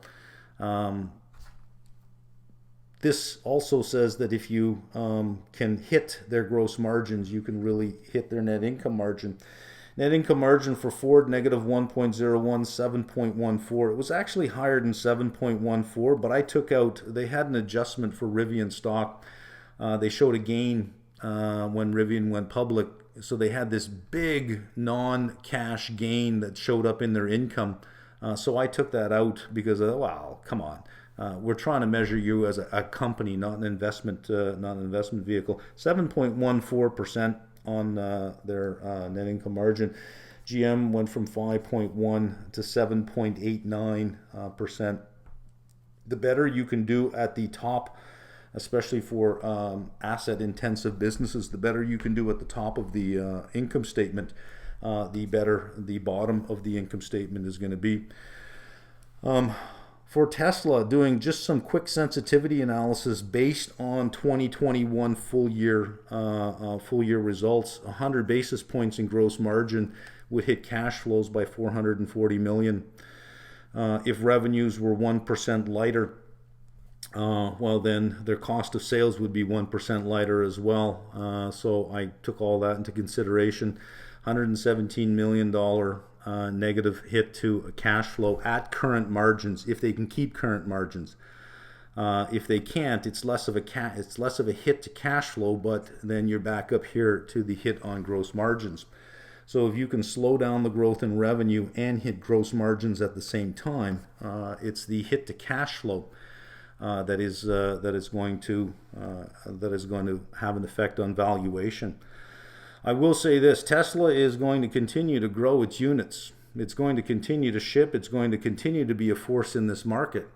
But it is going to be valued in a more a realistic way. It's not going to have, when I say realistic, for the market that it's going to have, not for the market it has had.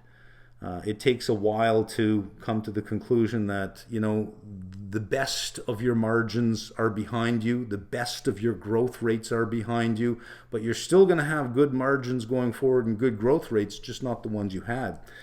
Slower revenue growth, but still growth, but just slower revenue growth and margin pressure. There is no way you're not going to have margin pressure. There's just no way. I don't even think I need to defend that one. I think we've laid out enough to defend that. Slower revenue growth, margin pressure, you're going to have a lower multiple. So what I've done is I've taken 2022, 23, 24, 25, and I've just made some optimistic assumptions. And this is just an optimistic scenario that from 2022 to 2023, they'll grow another 30%. I'm not saying anything about their growth in 2022 over 2021. I don't know that there's much of a presence from all of the other companies at this point to make much of a dent. So I think that they're going to have the inertia that they currently have in that sense. So this is their gross profit, and this is their gross margin. This is not net, this is gross profit. 30% growth, 20% growth, 10% growth, and I'm forecasting their gross margin from their gross profit, 24% gross margin. They ended 2021 at 26.54. I'm down at 24% over 2022 because they did have an issue in China with the COVID lockdowns. It is going to have an effect. It's not a trend. It's an event, but it's still an event that happened that is going to leave a footprint on Q2. However, this could be the same 26. 24 might be a little low because they do have this revenue recognition issue that might add $300 million to their gross margins because of they expanded the beta testing to another 100,000 users, and because of that, their full driving software, the way they recognize revenue, they can then recognize a big chunk of it in the quarter. So they might get, they might be able to pull it out. But I went ahead at 24% gross margin. Based on what their operating margins and their net income margin is, it's $10.8 billion in net income for a 14.4% net income margin, and I'm giving them a forward multiple of 40. They're at 45 right now. Forward multiple of 45 at $740 billion. That puts them at $432 billion or $418 a share. For 2023, gross profit still increasing. They grew 30%. Their gross margins are taking a hit. They're going to get more competition. Net income grows 11.7, which is only 12%. A lower multiple at this point as the market starts to realize that there's going to be margin pressure. The number of competitors coming in are significant. You're going to have a significant price war on the lower end as car companies price down the cost curve. You can almost guarantee that's going to happen. It's just part of the playbook. 30 multiple puts them at 351 billion or 339 a share by the end of 2023. 2023 to 2024, another 20% growth. This is where supply is still going to be an issue. They're still going to be constrained. More competition coming in, more squeezing to the margins. They're down to 18 from their 2021 of 26.5. They're down to 18 now.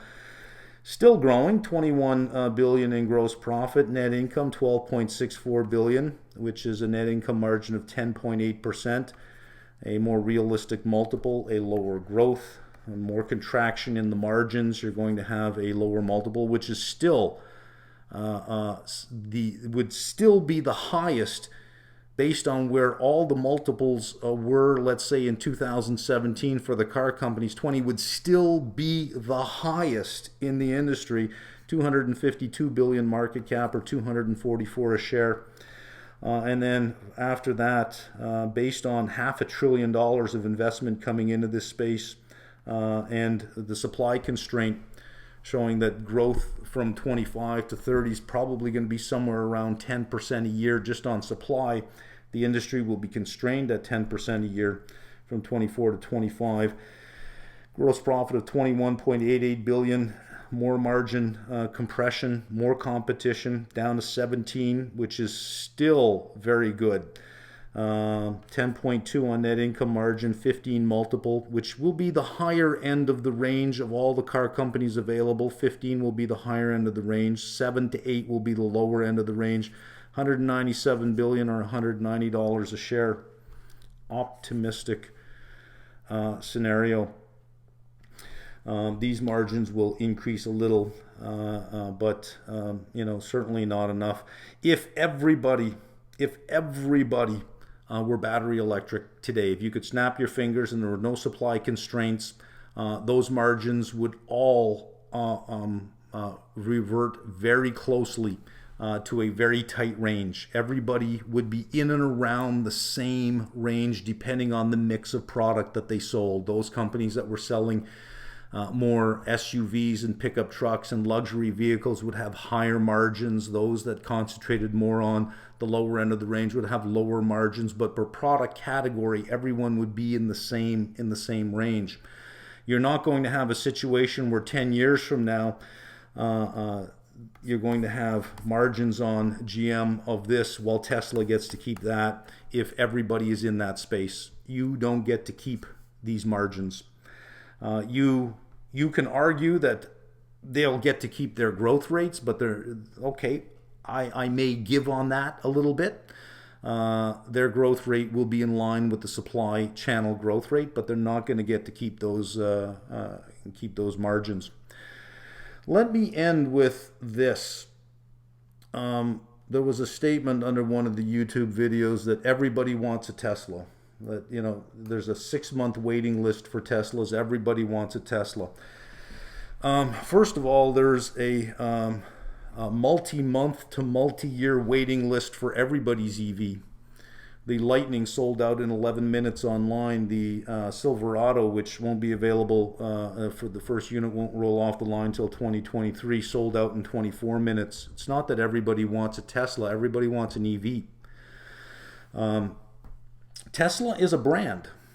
It is a brand operating in a product category, that product category being EV. If you look at the Model 3 vehicle, it's not an ugly vehicle, but it's not an eye-turner. You take away the T on the car, it's an average-looking vehicle.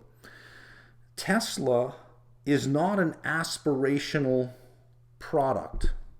It is a brand operating in an aspirational space. And that aspiration can be satisfied by any number of EVs. Tesla is not the aspiration. Electric vehicle is the aspiration. Tesla is simply a brand in the EV space. My friend who has a dealership, they have no electric vehicles in their lineup. This particular brand has no electric vehicles in their lineup right now, but they have electric vehicles planned. And he says he's got customers coming in asking for the electric vehicles, and they're willing to wait.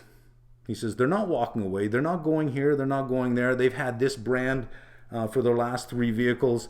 They know the brand. They love the brand. They want to stay with the brand. And even if it takes 2 years, they're willing to wait. So that somebody's willing to wait 6 months for a Tesla is not evidence that everybody wants a Tesla. It's evidence that production cannot keep up with demand because everybody's got that high class problem right now. And my final point, when I started this, my goal was to buy an electric pickup truck. I wanted either the Ford Lightning, less so much the Lightning, or the GM pickup truck, leaning more towards the GM because I've had Ford my whole life, and this last one has disappointed me on the cheapness of the vehicle. The way Ford has cheapened the vehicle to get their mileage, to hit their mileage targets, is just disappointing. I would have paid more for just a better vehicle. You didn't have to do this, but they cheapened the vehicle. I really want to move away from it. I want a GM electric vehicle. But in looking at all of the issues, the range issue, the charging issue associated with batteries, and looking at the benefit of the plug-in hybrid electric vehicle compared to the electric vehicle in terms of the benefits of that. For what I drive in a week, I would never touch that gasoline engine on a plug-in hybrid. I don't think I drive more than 30, 40 miles in a day, and I only do that maybe 2-3 times a week. I put about 750 kilometers on my vehicle every month. And that's about it. That's what, 500 miles, 450 miles a month that I put on my vehicle. And I would never exceed the battery on the vehicle. But I don't have to worry about finding level 3 chargers on the highway if I ever had to go anywhere. I never have to worry about my range because the battery, the gasoline tank would be right there. And we've already shown the numbers that it is superior over a useful life of 180,000 miles if we're worried about total greenhouse gas emissions from well to wheel. The hybrid is the superior vehicle. It also does away with the dramatic increase in acidity and in particulate matter. So my mind is being changed. My mind is being changed now. I don't want a fully electric vehicle. At this point, I'm looking for a plug-in hybrid electric vehicle. Anyways, there we are with this presentation. This could have easily gotten a lot longer. I would have been going down a whole bunch of rabbit holes. If you disagree with me on these scenarios down here, that's fine. Go ahead and disagree with me. But you cannot use the words "you are wrong." You don't get to tell me I'm wrong. Only the market will tell me whether I'm right or I'm wrong. Only time will tell me whether I'm right or I'm wrong. For you to say you are wrong means that you somehow can magically see into the future.